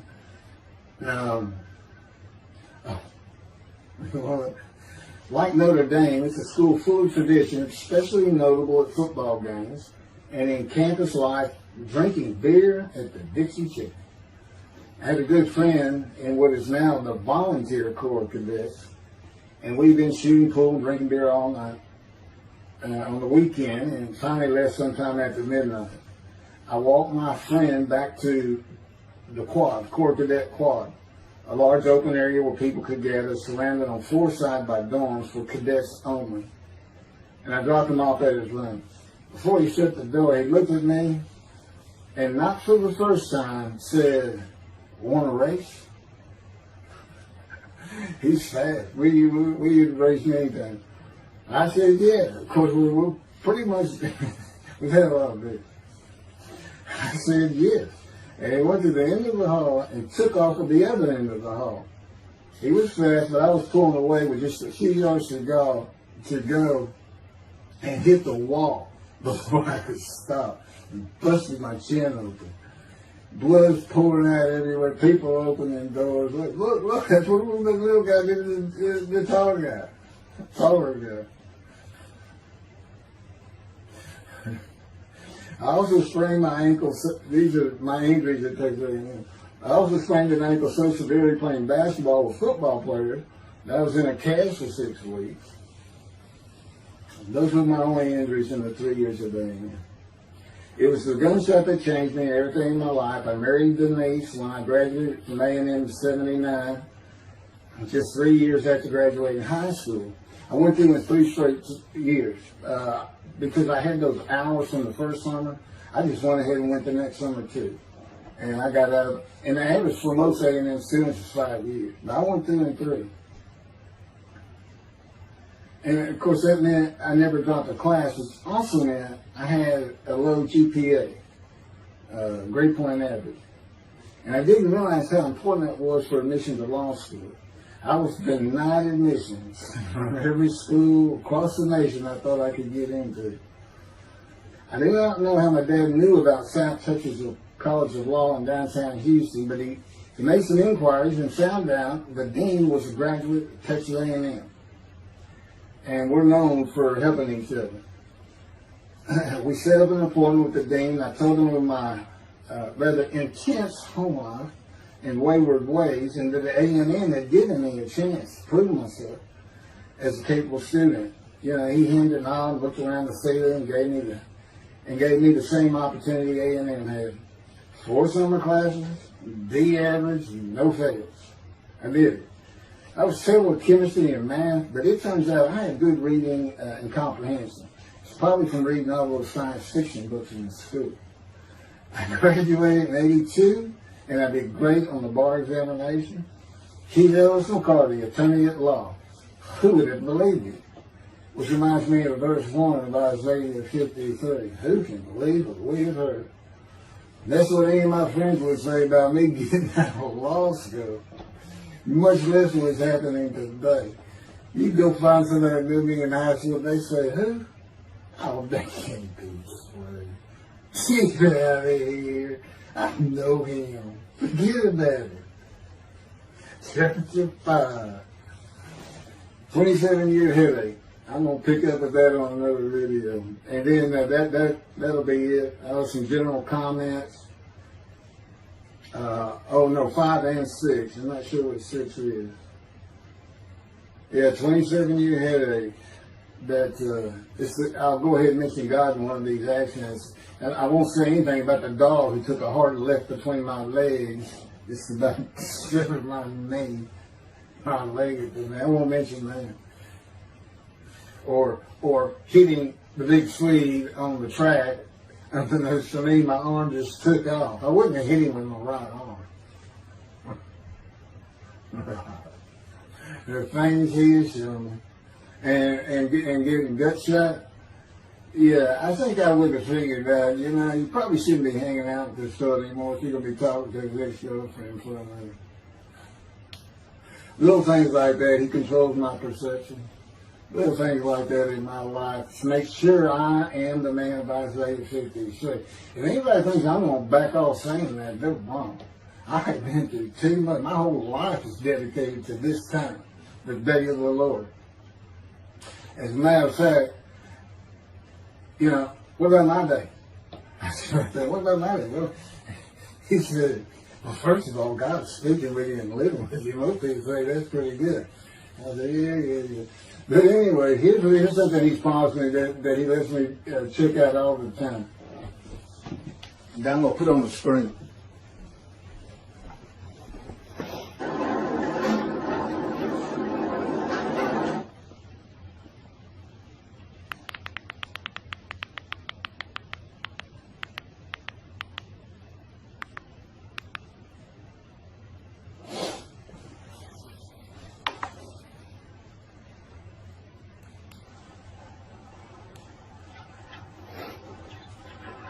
The Radiant GP Cycles, Shorties, Slip-Ons, Code Startup.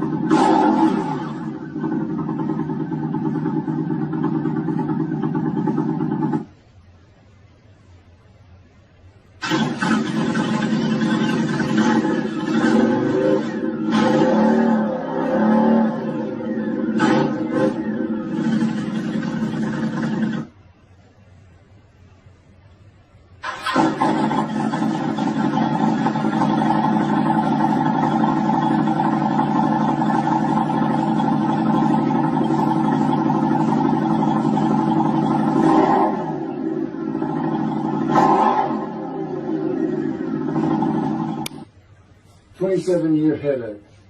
Chapter 5 of the life of God's righteous servant of Isaiah 53. The same year I graduated from law school in 1982, my son Justin was born. In 1985, my daughter Brooke was born. In 1988, my youngest child and daughter, Laura, was born. I was making good money, though I expected a lot more, in my first job with a law firm that specialized in collections. I also tried my first civil case, which, while working there, which was a nerve-wracking event, first trial. The first day I entered the courtroom, the judge asked me if I was a law clerk. I had a very youthful appearance, though I was 28 years old, not 20, common age for a law clerk.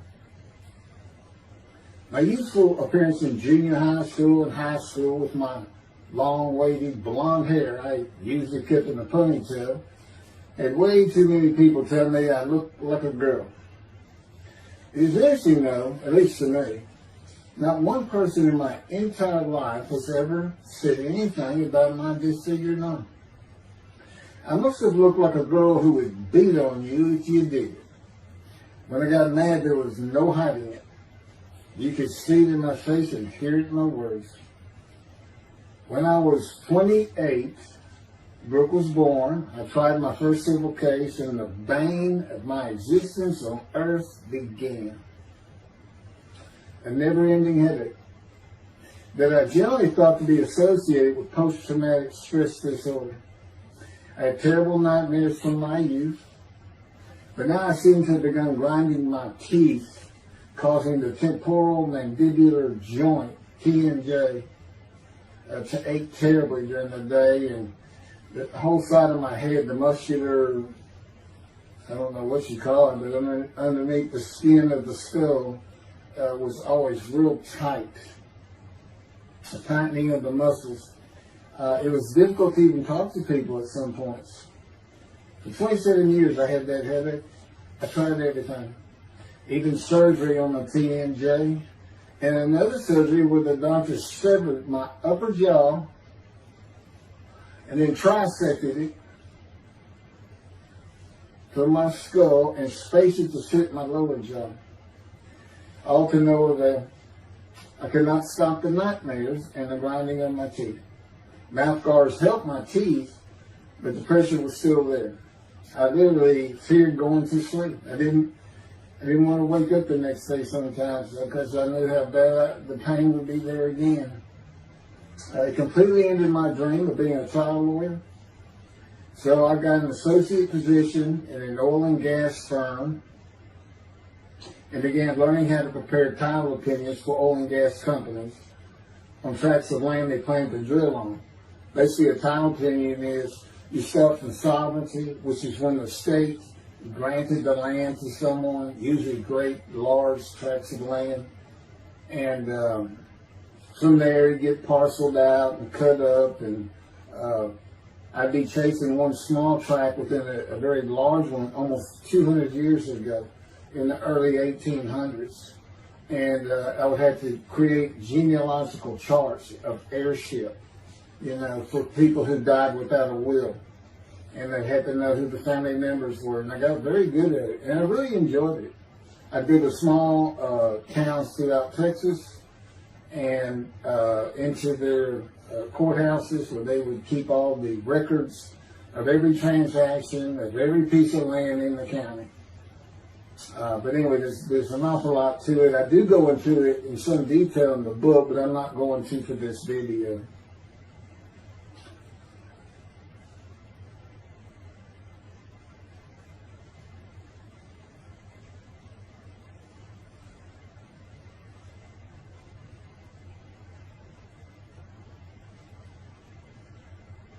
Eventually, I had my own firm. It's just me. In my own office, and I was doing very well, though billing hours for title work is generally lower than other areas of the law, by the hour. But I had also been involved in multi-million-dollar sales of production between oil and gas companies, probated wills, prepared affidavits of heirship, worked with landmen to fix title defects, appellate work, including arguments before justices, plea bargaining in criminal cases for defendants, and anything else that came my way. Then it all stopped, and once again I was fighting for my life in 2001.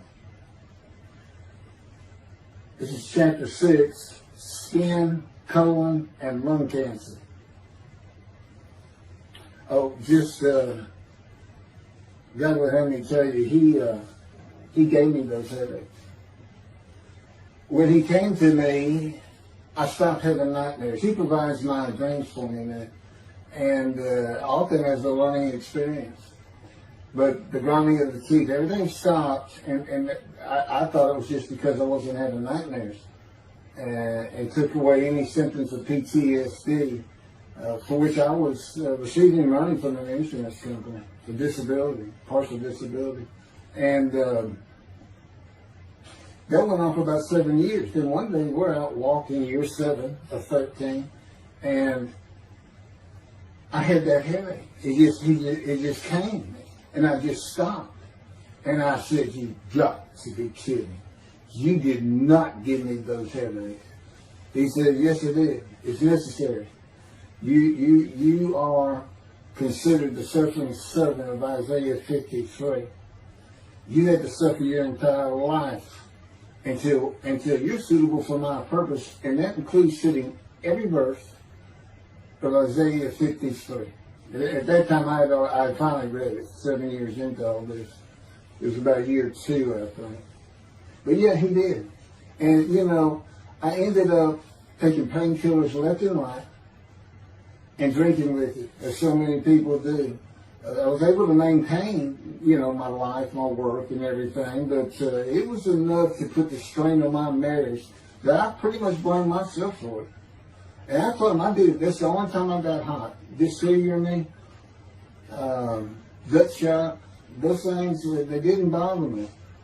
But I said, you hurt my children terribly with that.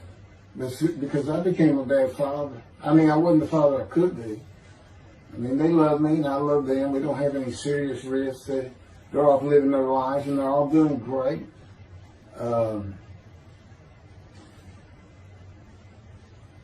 But if they consider themselves anything, they're Christians.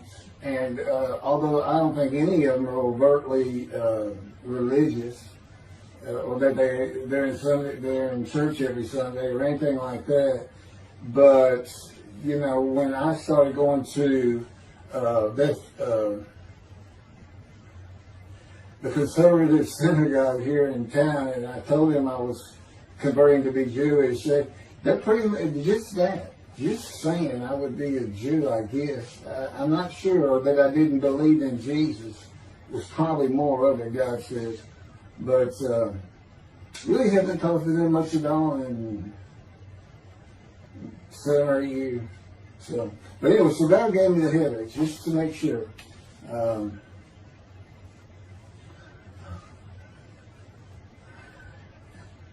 Anyway, I was married to Denise for 18 years, and we divorced in 1997 for irreconcilable differences. We agreed that she maintain custody of the children. The first to leave was Justin, and he came and lived with me. Then Brooke started getting in trouble, who is, as tough as she is beautiful. Her mom's very difficult to get along with. Justin was a lot like me at his age. Trouble followed him everywhere he went. Like me, he was hard to talk to, and like me, his getting out of high school was a coin flip.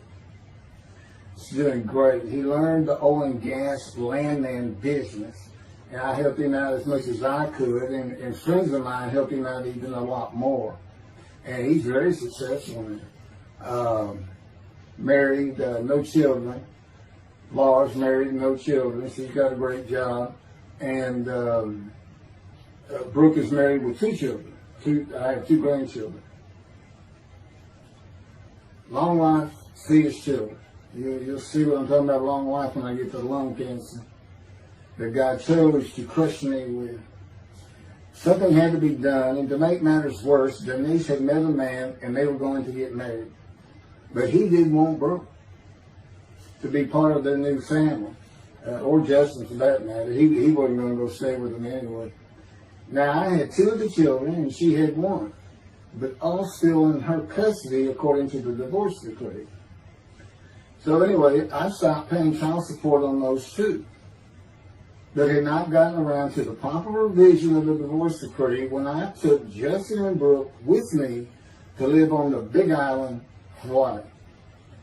Laura came with us to visit for a month. This oversight on my part resulted in Denise and now her 3rd husband filing papers in divorce court for past child support for all 3 children, for the time I had begun paying her 1/3 of the original amount. I represented myself. I had 1 contempt of court and was locked up for a day, but I never had to pay that money. By verbal agreement, I sent Laura back exactly 1 month later. I could not leave her out, and I wanted her to see where her brother and sister would be living. They were all so close and protective of each other, and still are to this day. And she was so sad. One of the hardest and emotionally painful things I had ever done was put her on the plane back to Houston. I can't think of anything else. The backdrop to moving to Hawaii was my firm was in dire need of new work. But the oil and gas industry was down. It's always up and down. And my clients were not drilling. A landman I knew called and said his sister in Hawaii, a brilliant eye doctor, but not a good businesswoman, needed help resolving creditor issues stemming from her new offices and equipment purchases. I told him it was a good time for me, as things were slow, and who's going to turn down a free expense trip to the Big Island, Hawaii. So I went and took care of everything without charge, but of course everything was paid for. When I came back to live in Hawaii at the urging of the doctor that I had helped, who did not like the look of an abrasion on my chest, and it had been there for years, I was examined by a friend of hers, and it was cancer. I don't remember what the doctor called it. He removed it in surgery with a 6-inch diameter circular cut, and it was not malignant. I could practice in just about any area of the law, and all I had to do was pass the Hawaii bar exam, one of the toughest in the nation. While studying for the bar, my body, all at once, in a moment, told me something bad was wrong with me. I had been running, swimming, and riding my bike everywhere I went, letting Justin have the car, and had been feeling good and strong. In a moment's time, I was weak and sick while grocery shopping, and there was a pain in my belly and my abdomen. I did not know it, but a large tumor in my colon had burst through my colon, and I was bleeding internally. I did not go to a doctor, which I guess is my nature. That, and I did not have medical insurance. Anyone asking anyone for help unless things were at a critical stage, such as a bullet wound, was something I couldn't do. There's all kinds of personality disorders. I thought surely it would pass, and decided to just give it time and bear up to the abdominal and belly pain. I continued studying and took the Hawaii bar on Oahu and Honolulu in the summer of 2001. I had lived in pain for so many years from my headache, and passing the bar was so important. I just kept going day by day. Pain was getting worse, and but I kept exercising. It's the only time I didn't focus on the pain. I had always been a fast healer, and I thought in any day it would just go away. I finally could no longer take it. Brooke, it turns out, was in Houston visiting with her mom, and I left Justin at our little, we called it the little green shack. There wasn't much to it. We weren't there very often, really, except to sleep, and went to Houston to find a doctor for diagnosis, staying at my parents' townhome, which is where I'm at now. I had allowed my major medical insurance to lapse using premiums for child support when things had gotten lame. I just needed someone to tell me what was wrong. I would find a way to take care of whatever the diagnosis was. Early September, I was close to dying, lying on the floor of a dingy apartment of a friend who traveled for work. I could no longer get up to even try and get medical help. And I had not told anyone how bad it had become. Then the planes hit New York. Seeing how grief-stricken so many relatives were on the news, I began to think for the first time how awful my children would feel when they found out how and where I died all alone. So I asked my father, again, it's hard for me to ask people for things, for the money to pay for a colon examination that had been suggested by a doctor at one of those clinics you find in a strip mall, the only places I could afford. The doctor who performed the colonoscopy finally found what was making me so ill and unable to eat. A malignant tumor 6 to 8 inches long that had burst through my colon and I was bleeding internally. You know, I come out of anesthesia, partial anesthesia, and he's holding this picture, and it's this great big purple blob, and he said, I couldn't get the scope past this. It's not a good way to wake up. To say it crushed me in my life is an understatement. The pain, the weight loss, inability to eat, all I could do was drink calorie drinks. Began about 4 months before the colon examination. That was 4 months of sheer pain. But as it turns out, I did pass the Hawaii bar exam. It was now early October 2001. The doctor told me, look, you don't have insurance. Go to Bentop Hospital. That's the hospital I went to when I got gut shot. Gunshot. I prefer gut shot. It sounds good. It is, man.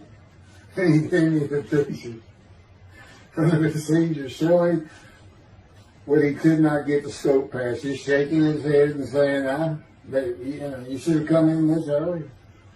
So I went to Bentop thinking I was here in 75 on October 5, dying, but I did survive. And here I am again on the first week of October 2001. I showed the pictures to the admitting nurse. Instead of him sending me to the waiting room, she just looked at me and she said, Mike, this is a public hospital. I mean, you can wait all day long to have a cold check. She looked at me and said, why did you wait so long? And how are you still alive? And I told her, I have no idea. She did not send me to the waiting room. They had an orderly take me immediately to a room. There they hooked me up to a morphine machine where I could hit a button at a time interval I can no longer remember and receive a small dose. I do know I never missed one. I was very depressed. My parents who waited in that line for admittance with me looked so sad and depressed. It was not one of my better days, though I finally had some pain relief. Day after day, I lay there waiting for the next test they would run.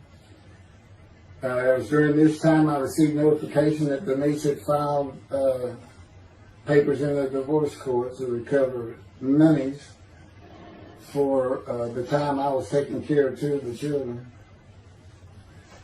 That's also when I received notification from Hawaii that I had passed the bar exam.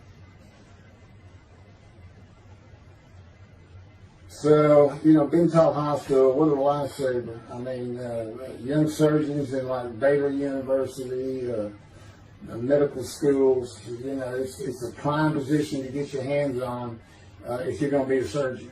Because you're in surgery all day long and all night long. As long as you can stand up, they're bringing people in. It's just a real hot spot in Houston and a great hospital. But it's not a place you want to stay. You really don't. My doctor would come in and be out so fast, I never knew what was going on. He did tell you my previous surgery to my abdomen, where they opened me up from stem to sternum, complicated removal of the tumor. On October 25, my son's birthday, who was now stuck in Hawaii, They cut me open again and removed the tumor. It was about a week or so later, I was released with a schedule for chemotherapy.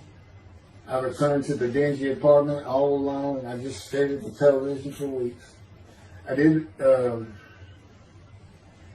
chemo was so depressing for those who had to go into it. A small room with big chairs for about 20 people who all looked like death, including me. Everyone with an assortment of bags of chemo dripping into our arms for hours. It took about 8 hours before I really got sick from it. And I had to park a long way to avoid paying for parking and drive a long way to the apartment. It was a very gloomy fall in winter. When I completed my chemo of once a week for 6 or 9 months, more tests were scheduled. I do not remember how many months the chemo lasted. I do remember I did not finish, missing the last 3 sessions. At the end, I could not get out of the door without bursting into tears and just not going. It just wore me down to nothing. On the right side, it was my goal. I had my own apartment called the Loft. It was brand new and very nice on a bayou close to downtown Houston with a running trail alongside it and lots of woods near Memorial Park where I had been running a 3-mile circuit since high school. I returned to being called for follow-up tests, including x-rays of my chest, and the colon cancer had not returned then and to this day. The chest x-rays were another matter entirely. The doctor told me he had bad news and showed me the x-rays telling me the white spots I was seeing was cancer. They were everywhere. Lungs full of cancer, he said, at a stage I could not be treated with any success. My dad was with me, and I asked the doctor, well, what does that mean? And when he said you need to prepare for death, the look on my father's face was so sad and hurt at the same time I'll never forget. And we've been through some tough things in this house, every house we've been in. It didn't affect me one bit. I did not feel anything. I was too beat down from the chemotherapy to care, I guess. God tells me I had a lot to do with that. And it's like no matter what they said, I didn't think I was going to die. But I didn't know that. I just wasn't having that conscious thought. And God says he had a lot to do with that. And of course, he hadn't spoken to me yet. I had never seen a doctor for cancer or any other ailment since that day. I had to get Justin home was all I thought about. But I needed money. I found an old client that needed a title opinion for a drill site well. I struggled through that and got my boy back to Houston. And it was tough. I was so weak. And it had been so long since I really had done any title work. And just going to pick the work up and visiting with the client was a major to-do for me. But we got there and I got Justin home and he went to live with some childhood friends. This is now 2002 and going into 2003. I just walked all over the running trails in the 3-mile loop at Memorial Park and in the woods day after day. I didn't think about dying, but I did start. But I did not think about restarting my law practice either.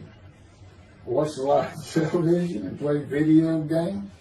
I watched the Tour de France for the first time and got inspiration from Lance Armstrong. I was still alive though, and the funny thing was my lungs never bothered me. I was never sick.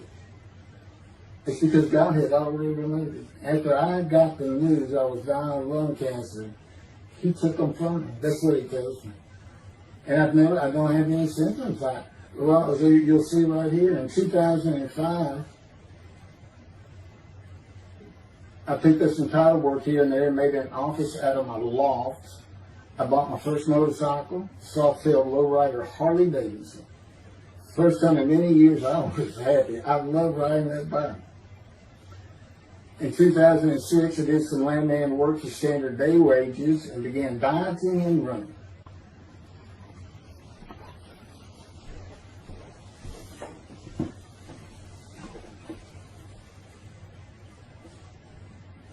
Once again, my camera only goes for 29 minutes and 59 seconds, and I'm going to back up just a little bit. In 2006, I did some land work for standard day wages and began dieting and running. I had never been a swimmer in terms of training for it. I love the water and swimming, but I never trained with laps at different paces and various distances. Mostly because I was so slow, because of my right arm. I was reaching an age, though, where endurance in my running was more important than speed. And so endurance swimming was too. In Hawaii, I had seen the athletes come to Kailua Kona, where we live and where the Ironman triathlon begins and ends. Matter of fact, my little green shack was just right on the route where they start. That was a fun week. It was amazing watching the athletes train and prepare for the race. I would think to myself, a human being, the human body cannot do what they are doing. Yet they were and they did. It's just amazing. I decided to learn how to swim more efficiently and how to train for distance and endurance. Get a regular and triathlon bike and innocent triathlons. I was still alive and finally a direction and purpose in my life. Training every day for long periods of time. It really helped with my headache and I slept better. In 2007, I signed up for the March 30, 2008 Lone Star Half Iron Triathlon in Galveston, Texas, and the October 5, 2008 Longhorn Ironman 70.3 in Austin, Texas. You cover 70.3 miles, and you got to do it under 8 hours. And I did real well in the first one.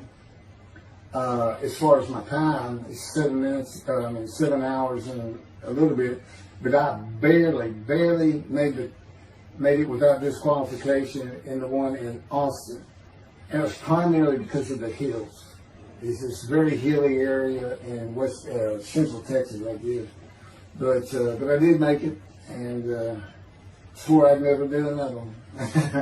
But I did it after the first one too. It's tough. My insurance is still paying for my inability to work, primarily based on the headaches and a diagnosis of PTSD.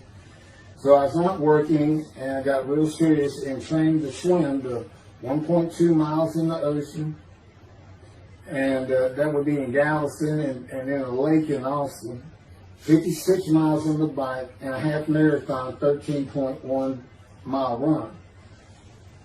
That's what I was able to do with a diagnosis in 2001 of lung cancer that could not even be treated, stage 4. And that's just about impossible.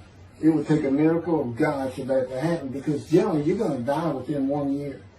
They say if you get lucky with good medical treatment, you might make 5 years. But 1 year is the standard, if you can make it that long. That's my proof that I offered myself to guilt for God. Because you can't, it's not something provable. All you can do is show the result of that offer. And again, guilt and emotion. I got way too many videos and everything to get too detailed on it. But that is the proof. You know, I got the colon cancer 20 years ago when the planes hit New York. And it was 2000. Oh, that was 2009, right. Too many things go through my mind when I start thinking about those cancer years. But God, He removed it. He had something for me to do, but that's verse 10. God chose to crush him with the disease. And as I've mentioned, the reason He chose that is to show that I was blemished, defective, could not possibly be an offer for sacrifice, because He knew what the Gentiles were going to do. They were going to put an unblemished lamb in there and call the Jewish people's Bible their own, and use the laws of Leviticus, not unlike Mr. Toby the singer and his 6 million blemished ram sacrifice by Hitler, the righteous servant of God.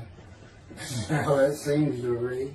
He's welcome to respond any way he wants to do that. But it's on the video, it's in the book, it's in quotes by him from his midrash, from his site. And he said, share this with everybody. Everybody can take it. Just share how great my knowledge is. Well, it's lacking in some areas. There's no question he's an intelligent man, but his reasoning capabilities, in my opinion, at least as to Isaiah 53, are severely wanting. I am that man.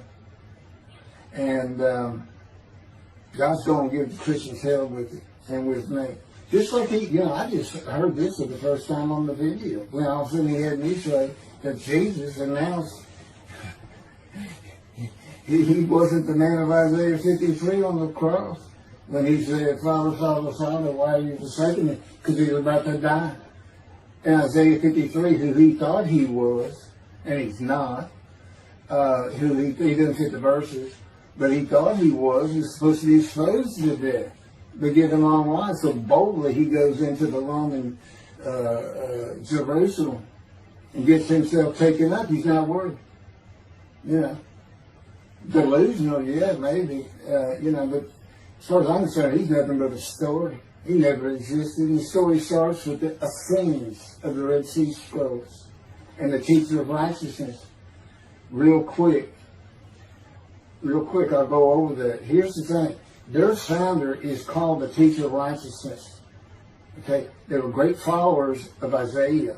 They had the great scroll of Isaiah. They're prolific writers and copyists. They had their own gate at Jerusalem. The Essenes gate. Now, the New Testament never mentions them.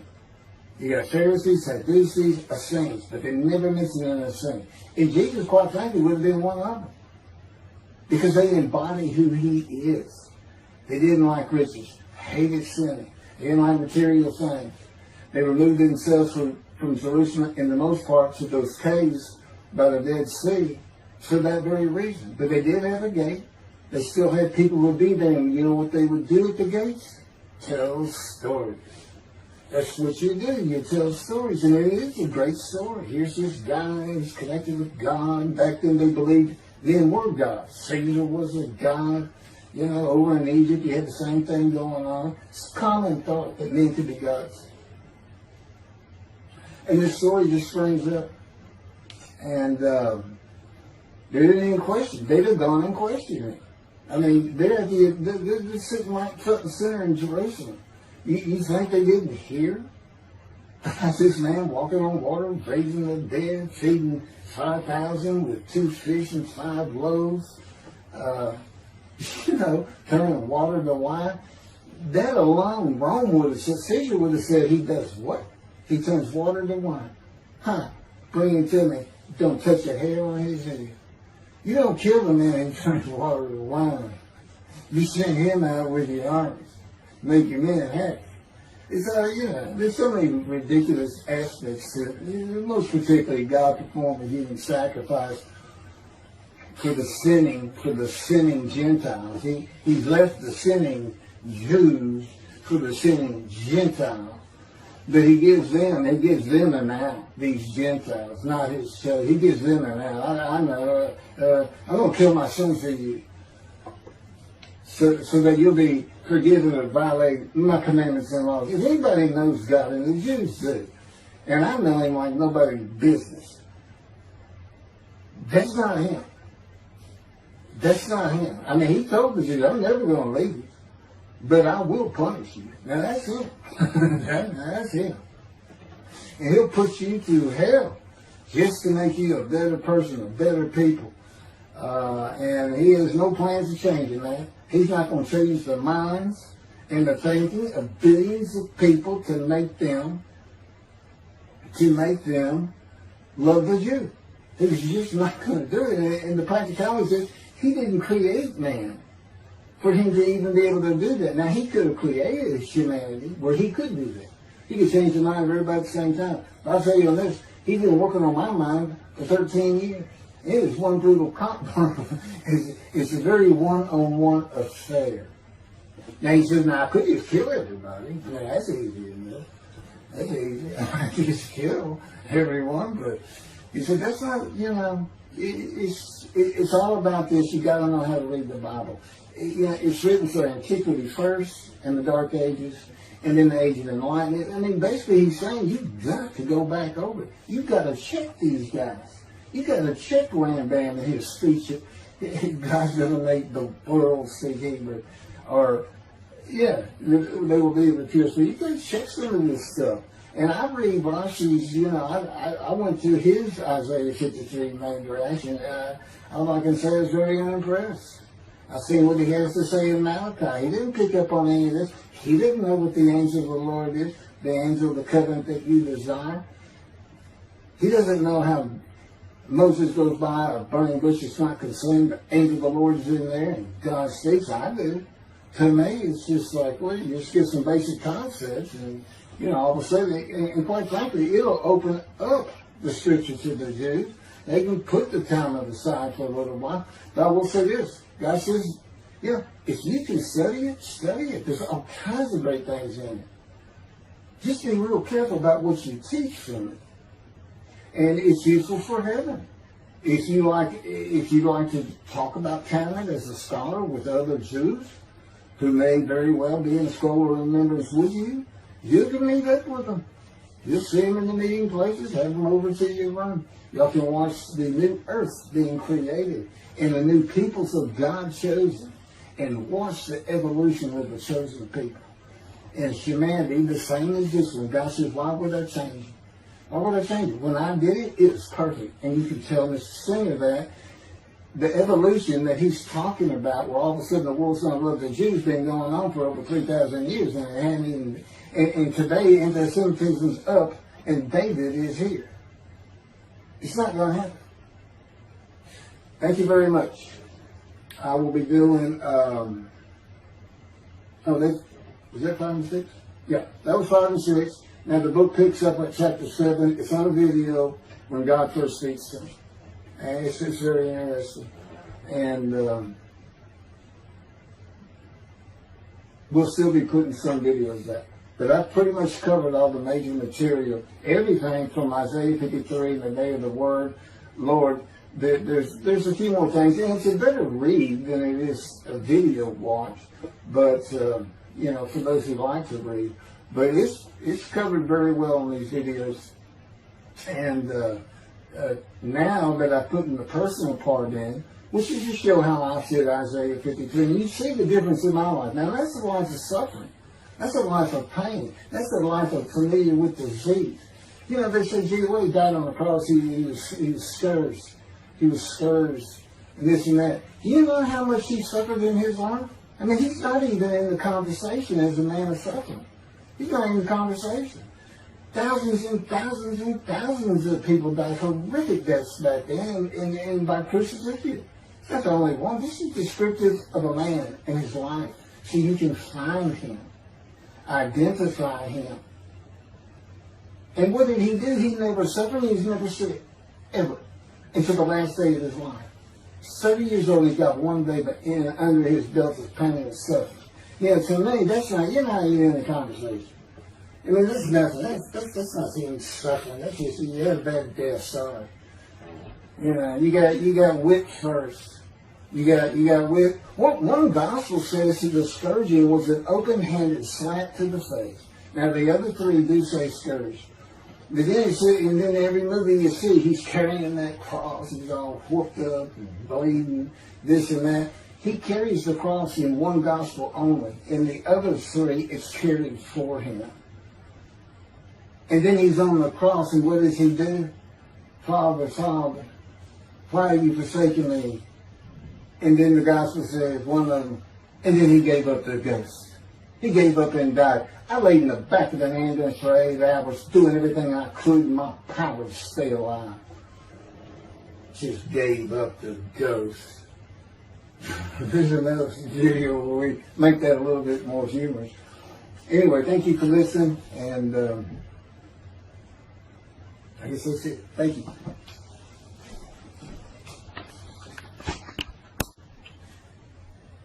This is a video that leads into a brand new very distinct, not heard from before, commentary on Isaiah 53, which begins actually in Isaiah 52. It's comprised of 7 videos I put together in the last month or so. And I'm just putting them all together with a lead-in video explaining these things and why it's so new, novel, and has such a different view of the scripture from that which Judaism teaches regarding a Messianic era when David comes, the descendant of David. They often refer to him as King Moshiach. Moshiach means the anointed one. And you'll get the idea from the title of this video real quick. God speaks to an atheist. And it began like this. The doctors who gave me 1 month to live from lung cancer in 2002 that developed from my colon cancer metastasizing would have been surprised that I was still alive, to say the least. I had stopped thinking about the lung cancer years before. The white spots in the x-rays that filled my lungs like the stars in the night did not inhibit my breathing or slow me down in any way. At this point in time, I'm training for my first triathlon. And I didn't start small. I did a half Ironman. It's 1.2 miles swimming in an ocean, 55-mile bike ride, and half marathon, 13 miles. They call it the 90.3. One Saturday in the fall of 2007, I was cooking lunch in my small kitchen, post-divorce, and at the stove, when God said, from just a little behind me, as though somebody was speaking to me right here, and above my right shoulder, which is this figure, wash your hands. I turned around to the sink, washed my hands, and turned back to the stove.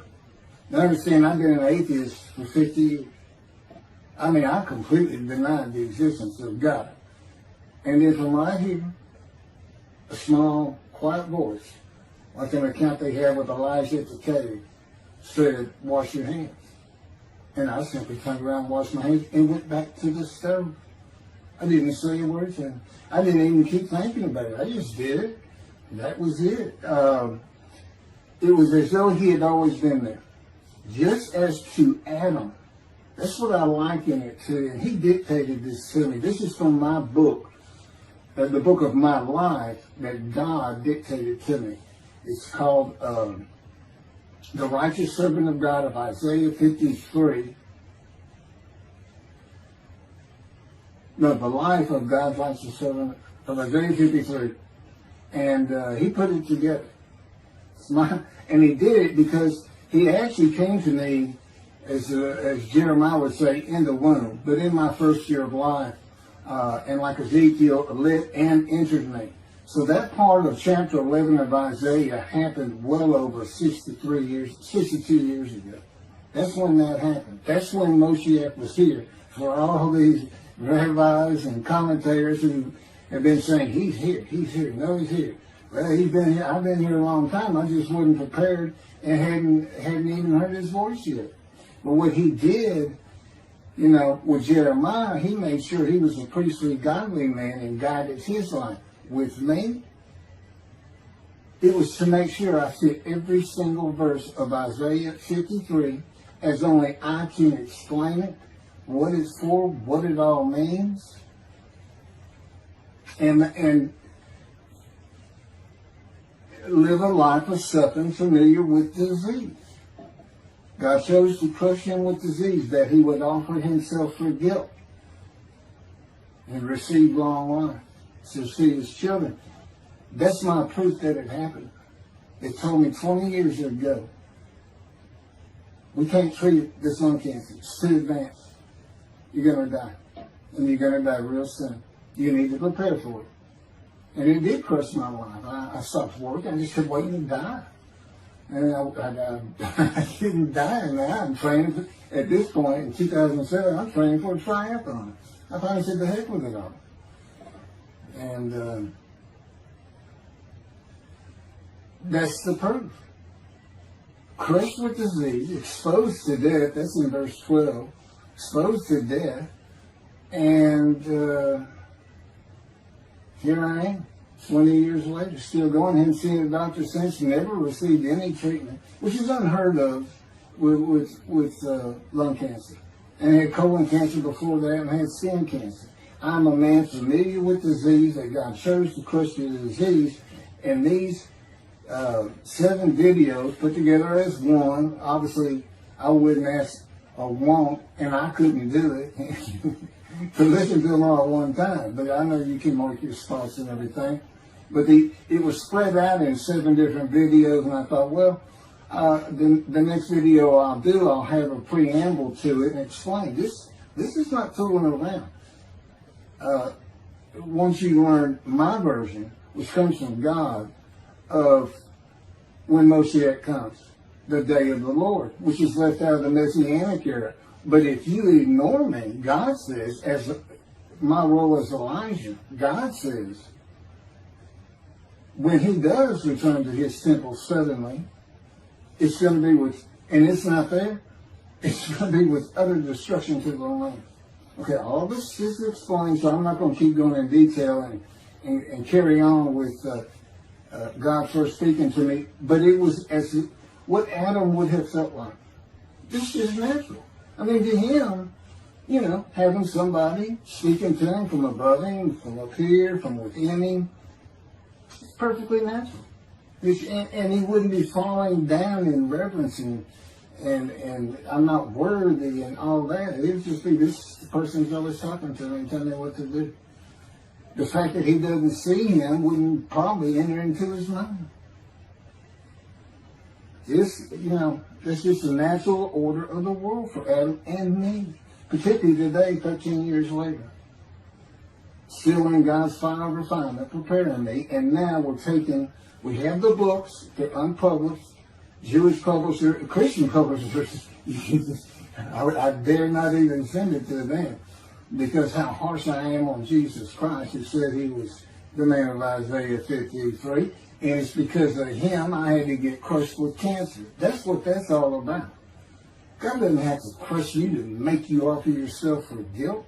He just seized Ezekiel and put him through the fire of refinement, the anguish of it, and sent him off to be a prophet to the Assyrian, Babylonian exile, of which he was one, actually. Ezekiel, the book of Ezekiel is the key to Isaiah 53. That's my background. See, God, these videos, everything, the way where he put angel of his presence and Holy Spirit, that Judaism doesn't recognize. A host of the Lord's host. It's in the book of Joshua, one time. He did it so they wouldn't find it. He knew what this was going to be about. These were my proofs. This is what it's all about. He set it up for me to be this controversial. You just got to take the Messianic era of Judaism and toss it out the window. And you'll understand why, when God has me explain it to you. He controls everything I do, think, and say. Finishing preparing lunch and ready to watch a Texas A&M football game, I headed to the living room, and God said, "Get a napkin." I turned back to the kitchen and got a paper towel, sitting on the couch from about the same place. Sitting on the couch with the television on and my plate in my lap, God said, "Get your TV tray." I got up, set my TV tray in front of me, and placed my plate on it, began eating and watching the game. That night, I was in bed reading a book. From the doorway, God said, "Tomorrow we're going to Bed Bath & Beyond, the store, to buy a shower curtain, sheets, pillowcases, and shop in general for things that you need." I said, "Okay." and continue reading my book. That's God spoke to an atheist. That's how it started. We call it the early years now. Talk about it. It was so different from the way things are, and all the same in the same breath. And I have since learned this: it was by His power upon my emotions and thoughts that His presence with me was though He had always been there. In other words, when you read in the Hebrew Bible, God calls somebody's name like little Samuel, and He says, "Here I am. Here I am." Now there's some accounts of people falling to the ground, but He can put a silent knowing to you. He can put knowledge within you, your mind, where you never hear a word from Him. In other words, put into your mind the God of all creation is about to speak to you. And He doesn't have to say, stay calm. He controls emotions. He told me, Keith, I created emotions. And there's nothing I can't do with yours, and believe me, it's been proven to me. I'm not going to get into all that. And then this story goes on. It turns out he had been like Jeremiah from the womb when he passed by that. I've never been affiliated with any church or synagogue. I've never had any teaching from yeshiva or seminary. Throughout my life, I did not. Let's put it this way. I was the actual opposite of Jesus Christ. Actual opposite. I'm a sinner. You know, I mean, He took me back. He said, look. Yeah, because I said, well, I wasn't that bad of a sinner. It was. He said, feel it. He'll go off in vision like the story of Scrooge and the Ghost of Christmas Past. I said, I'm so getting smart with him. This is us talking friend to friend. I can talk to him like he's just a buddy sometimes. There is a line I know not to cross. I said, why would you call that a sin? Why is that a sin? He said, Keith, it's a sin. You lied. I said, you did, but if I didn't lie, I was going to jail. He said, but that don't make it good. I said, well, which comes first? Going to saving yourself? Or lying? And so what? I didn't believe in you anyway. I wasn't worried about going to hell either. It's just, I didn't think about those things. He told me, man, I didn't let you. That's why I was with you from the get-go. He wanted me to be fresh. No preordained, settled in thoughts and beliefs on anything. And of course, I grew up in Texas for the most part, so it would have been Christianity. I didn't associate with anybody who was religious. I didn't even know what the term Jesus meant. I didn't even know that Jesus died for my sins, supposedly, in their theology. And I didn't know that there was a problem between Judaism and Christianity. Jews and Christians. I didn't know that. I had plenty of Jewish friends. You know, I was in the late 60s, 70s, my formative, going into my teen years, and, you know, we treated everybody as an equal. I never thought about it. Including African Americans, who in my day, we just said blacks. I guess that doesn't go anymore. But they're great friends of all kinds. My best friend, I didn't even know he was Jewish until I saw him on Facebook 40 years later. But anyway, let me jump ahead. Okay, this is how God communicates with mankind. This is what the prophets are all about. It's not just Ezekiel, a spirit lit and entered into me. At that moment, God was speaking. And then He says, at that moment, a spirit entered into me, and then I could hear God's words. So He's saying, and that means God is in His spirit. And it's just imagine the presence of God is His mind, and it is composed of elements of the unseen realm that we can't understand, and spirit He created, and the angel of the Spirit, the Holy Spirit, He created. But that's completely different elements. His presence is different from God's presence. But they're like big clouds, and they can float together and be as one cloud. Okay, that cloud is what descends upon you. They are within me and without me. If you, this audience, was in a room with me, they would envelop you all around you. You'd be in the presence of God.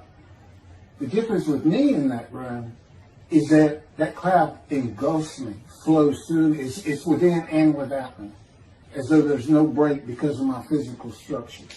My little spirit is a little cloud that also drifted in. That's what it is. And it happened with all the prophets. If they spoke God's words, he was talking to them. He was telling them, write this down. Write this down. All these 20 books or so, the books of the prophets. Ezekiel, write this down. Set this up. Jeremiah, write this down. See, the time is coming. Well, that's the time in Malachi. It all comes together, and you'll find it in all these videos. So, and it doesn't just include Moses and the prophets. The man who wrestled with Jacob. Jacob says he wrestled with a man in divine beings. Well, you know, Judaism doesn't acknowledge the Holy Spirit's a person, which is beyond belief, because there's so many references that this is clearly a person, the angel of his presence. But it's just God going to a man saying, hey, wake up, I'm the God of this land. See this man over here sleeping? His name's Jacob. He's got his head on a rock. Go jump on him and start wrestling. Don't worry about him. I'm gonna orchestrate the whole thing. You'll be fine. And the guy would have said, here I am, let's go. That's how he does. And Judaism says the man in divine beings is an angel. No, you know. That'd be like saying, I'm an angel. And you wouldn't want to say that. Well, you wouldn't want to say it to me before he came to me, because that made me mad. I had a hell of a temper, just like Moses did, and like Ezekiel did. And God knows how to knock it out of you, to where you smile and laugh a lot. Because I never used to. No, well, you got to read the book, and you'll get it.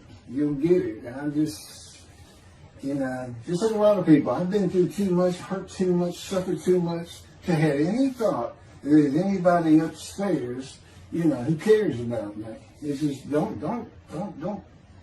even mention his name around me. We're either gonna fight or I'm leaving for it and you'll never see me. Don't do that. Because it just makes me angry. All that's gone, by the way. Lots of stories on that. Oh, and the Spirit speaks. He's got his own personality. He's angelic. He has a very childlike voice.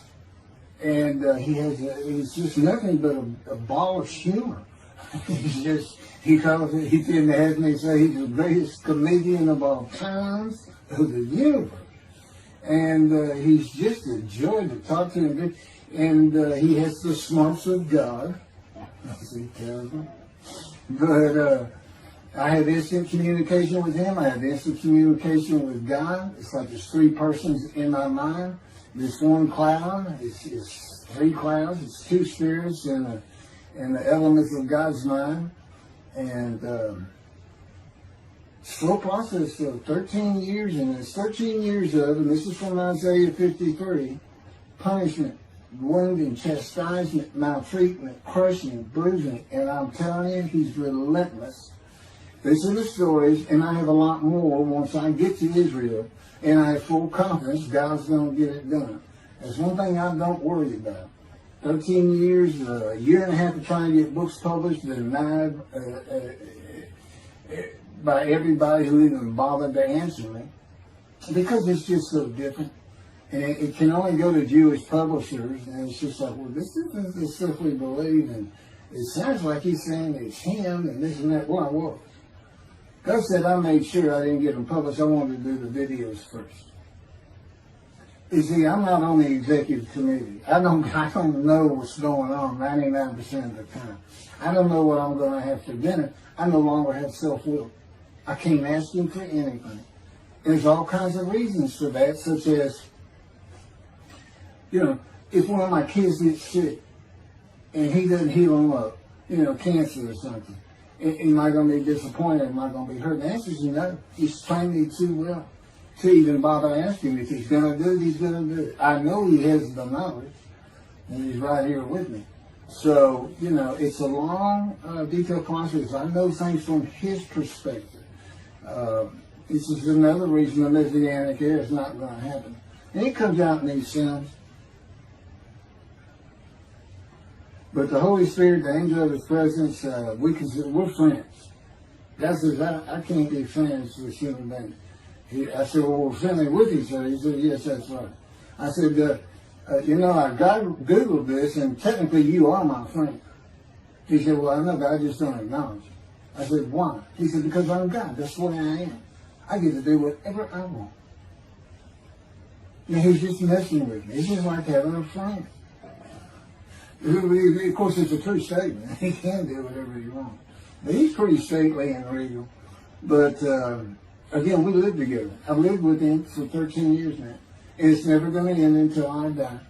I wouldn't even know what to do. And he said, if I left you, you're going to fall down dead. You're not supposed to be alive. I keep you alive. So I took that cancer from you, but I just put it back in if you do something that makes me want to leave. I said, well, what am I going to do? No self-will.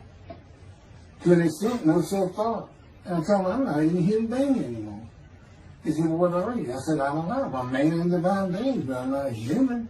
I don't have self-will. That's what distinguishes a human being from an animal. He said, but I'm being the human for you. I'm providing you self-will. So you do, in a way, have it. So you're still a human being. I said, well, I'm dead. He said, why are you dead? I said, because it's like my brain's not connected to my spirit anymore. It's like you're sending all the information in. And that's about heaven. I haven't lived the existence in heaven as to my thoughts, because in heaven you won't have a mind. The heaven for the Jewish people only, I might add. You won't have a mind. God's got to provide it for you. He's got to be you for you as a completely new and different creature. It's still you. It's a very amazing story on how that does. And I'm taught all these things and literally experiencing, not only in the real, but in visions. I've had more visions than, you count every single vision in the Hebrew Bible and the New Testament. I've had easily double that. And I'm a walking visual. God's communication, and this actually shows up in the story of Moses. He won't let me tell right now. But he puts images in your mind. Instead of saying a sentence, you get something in your mind, a picture. Anyway, I call it visuals. And you can be wide awake for those. And I can be in vision wide awake. Okay, so we finished our shopping. You get shower curtains and everything. And God said, let's go to the bookstore and get you a Tanakh. To which I replied, well, what's a Tanakh? I didn't Hebrew Bible, okay.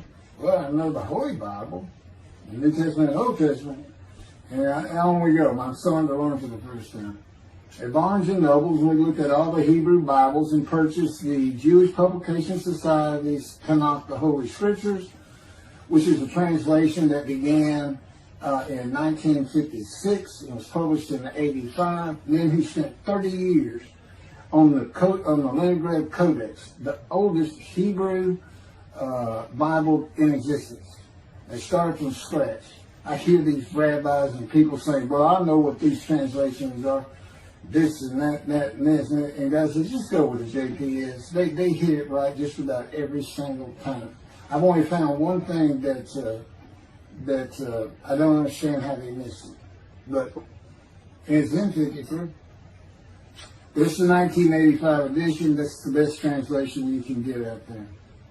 And I don't just hear God speak to me. His presence is heavy. And I'm also, it says he pinned Ezekiel's arms behind his back with his cords of power. And by his cords of power, Ezekiel could not leave his house. That's in Isaiah 53. He took him from the land of the living. Took him from society. The man of Isaiah 53 lives, so he's taken from society, but that doesn't, from the land of the living, that doesn't mean he died. And there's no crucifixion in 53. So you start to see how Ezekiel is so important in this. And that's where you find out about the covenants of friendship that come with God in the day of the Lord when Moshiach comes. Again, you don't hear anything about it in this Messianic era. I'll tell you this. I think the Jewish people are going to like this better. I think throwing out all that rubbish Judaism has been teaching from back in antiquity, that's where they're stuck, and see what's really going to happen with God coming back, a man in divine being, with the capabilities of Moses, Elijah, the descendant of David. All their attributes, okay, are in me. I can be each and every one of them, and I can be all four of them at one time. And God can speak to me. So, it's going to be fun, and he wants his temple rebuilt. That's the purpose of Isaiah 53. It says, a purpose which might prosper of God. But it doesn't tell us what the purpose is. Well, we find it in Malachi 3. I'm sending my messenger before me to clear the way for me, and I shall return to my temple suddenly. But the covenant that comes with David says, I'm going to place my sanctuary amongst you. He already knows it's not going to be there. And then we have Elijah in Malachi 3. Well, he's got a purpose that might prosper. And if it doesn't, God comes with utter destruction to the land. And again, you don't hear it with the Messianic era. Utter destruction to the land. There's 7 million Israeli Jews. How can you not read that and go, that sounds an awful lot like, I'm going to raise up armies against you. You just ignore that. Well, anyway, we're going to see stuff. And the purpose that might prosper, I never believed that. I think they just hooks the man of the righteous servant of God of 53. I think that puts him with, he's got the same purpose as Elijah. Elijah's supposed to bring the families back together through the laws and teachings God gave Moses, or being mindful of them. That's the new covenant. It's an amendment. It's an amendment that also has a new inclusion of sin forgiveness. Over the last 63 years, God's presence has resided in Texas, Louisiana, Florida, and Hawaii. And he is more than ready to return to his land, Israel. Because wherever I am is where his presence is, and those are all the different states I lived in over this time period. Wherever I go. As a matter of fact, if you see me in Israel down at the old city or down at Tel Aviv, you can turn to your friend and say, hey, I know where God is. I say, really? I thought he left. Some people say he died. I said, no, you see that guy over there? He's all around that guy. And some say inside too. That's what it's going to be like. God said, when we get to Israel, we're never leaving again. I said, I want to see Great Britain. He said, it's like, did you just ask for something? I was like, oh. Yeah, that's good. I hope I fry if I hit the border and cross over. I hope I just burn up. Bust in combustible flame. But anyway, that's where he wants to be. And I'm sure he's going to get there. This purpose that might prosper, again, I think it just shows the purpose of the righteous servant and a purpose of Elijah. Because he knew I was going to be teaching. There's only, in the day of the Lord, as you would imagine, he wants to have all the prophecies fulfilled, be done with the prophecies. And there's only a handful, 4 men to come that we've never seen. The descendant of David, prophet like Moses, Elijah, and of course the righteous servant. We only had one description. Even the sages knew you got to have a description of the descendant of David. It's Isaiah 53. They called him in the Babylonian Talmud the leper scholar. You'll see me referencing it on just about every video. In other words, I'm saying, look, it's not Jesus, it's not the people Israel is taught today. It's this guy from the Talmud that just hadn't come yet. You just didn't know, didn't have a name that fit the description. Well, you do now. And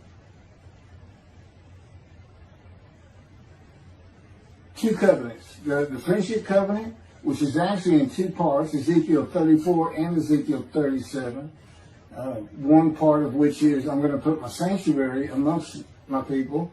And the other part, interesting enough, has to do with the land blooming again, which is Jeremiah 31. See, a time is coming, the land will bloom again. See, a time is coming, the cities after desolation of many years, 2,000 plus actually, will be restored and Jerusalem rebuilt. And the Jews shall never be defeated again. Okay, now we just talked about utter destruction, likened to armies being raised. But here it is in this friendship covenant, in this, Jerusalem being rebuilt. If that's done, then you'll never be defeated again. So, you look at it and go, well, there's kind of a problem between those two. And what I think it means is he's going to get the temple built now that Jerusalem's been rebuilt and he's come. That this might prosper, because it kind of gets you. So what is the purpose of God might prosper? Who thought he could do everything? And he said, well, in a large part, my people got to listen to you. They got, especially the rabbis, they never listen to my prophets. They're all full of themselves. And they know everything. Well, he starts getting angry. And see, that's not good for me. Because all of a sudden he wants to make me better, which means suffering. You got to keep them away from those movies. I'll tell the Spirit, say something funny. Get the funny guy around here. We talk friend to friend too. Well, anyway, I'm going to let you. There's a lot more, but this story is in my book. Hopefully, after spending time and understanding who I am, and this is here. It's happening. I don't care what the rabbis think or say. Look, I'm a prophet of God. I'm a man in divine things. If I say something contrary to what they think and say and believe, they're wrong. Automatically. It's a given. Because God is telling me all these things. It's his book. They're wrong automatically. And he is livid that I'm having this problem with Isaiah 53 being the people Israel. Well, it's in the videos, but you ought to see the arguments they really put back before that for Isaiah 53:10 and other verses. Rabbi Tobias Singer out of his Judaism, he went Christian. The Christians went to the laws of Leviticus, animal sacrificial laws, and said Jesus is the unblemished lamb. That's why, and they're using, Leviticus where you could offer a lamb and for unintentional sins, but nevertheless, they turned it into, he was a human sacrifice, which he says himself. He says, God no longer wants bulls and goats for sin. He prepares my body for sacrifice. He's human sacrifice, and God made the sacrifice to Gentiles so they didn't have to obey his commandments and laws. From an atheist who comes in with no religious background, I read that and I look up face to face with God wherever he is at that moment. And I say, you got to be kidding me. People believe this? He said about 2 billion right now. So I'm not going to bother trying to tell you how many there's been in 2,000 years. God made a human sacrifice to me so I can go to heaven and I can go kill somebody if I want to. I can go rough, I can go beat my wife and my kids. I accept Jesus again. God was teaching me the New Testament, and this guy at one of these mega churches comes to me and says, if you do accept Jesus Christ, you're not just forgiven of all sins that you have committed. You're forgiven of every sin you're going to do in the future. I said, really? He said, yes, really. He said, Jesus knows you're going to do it, and he already forgave you. I said, what? Okay. So, if you're a Christian, you can just sin all the time, because Jesus knew you were going to do it. I hadn't actually heard that taught, but that's the effect of it. Okay. This year in Jerusalem. Enjoy the books. Don't try to listen the video. Don't try to watch them all at one time. But what I did is I put them together for you in the order they should be. And I just thought it'd be easier. And we're kind of coming to the end of our videotaping for a little while, it seems like. Again, I'm not on the executive committee with God and His Spirit. I never really know what we're going to do next. And the books are at keithmccarty.wordpress.com. You can find that on my YouTube channel.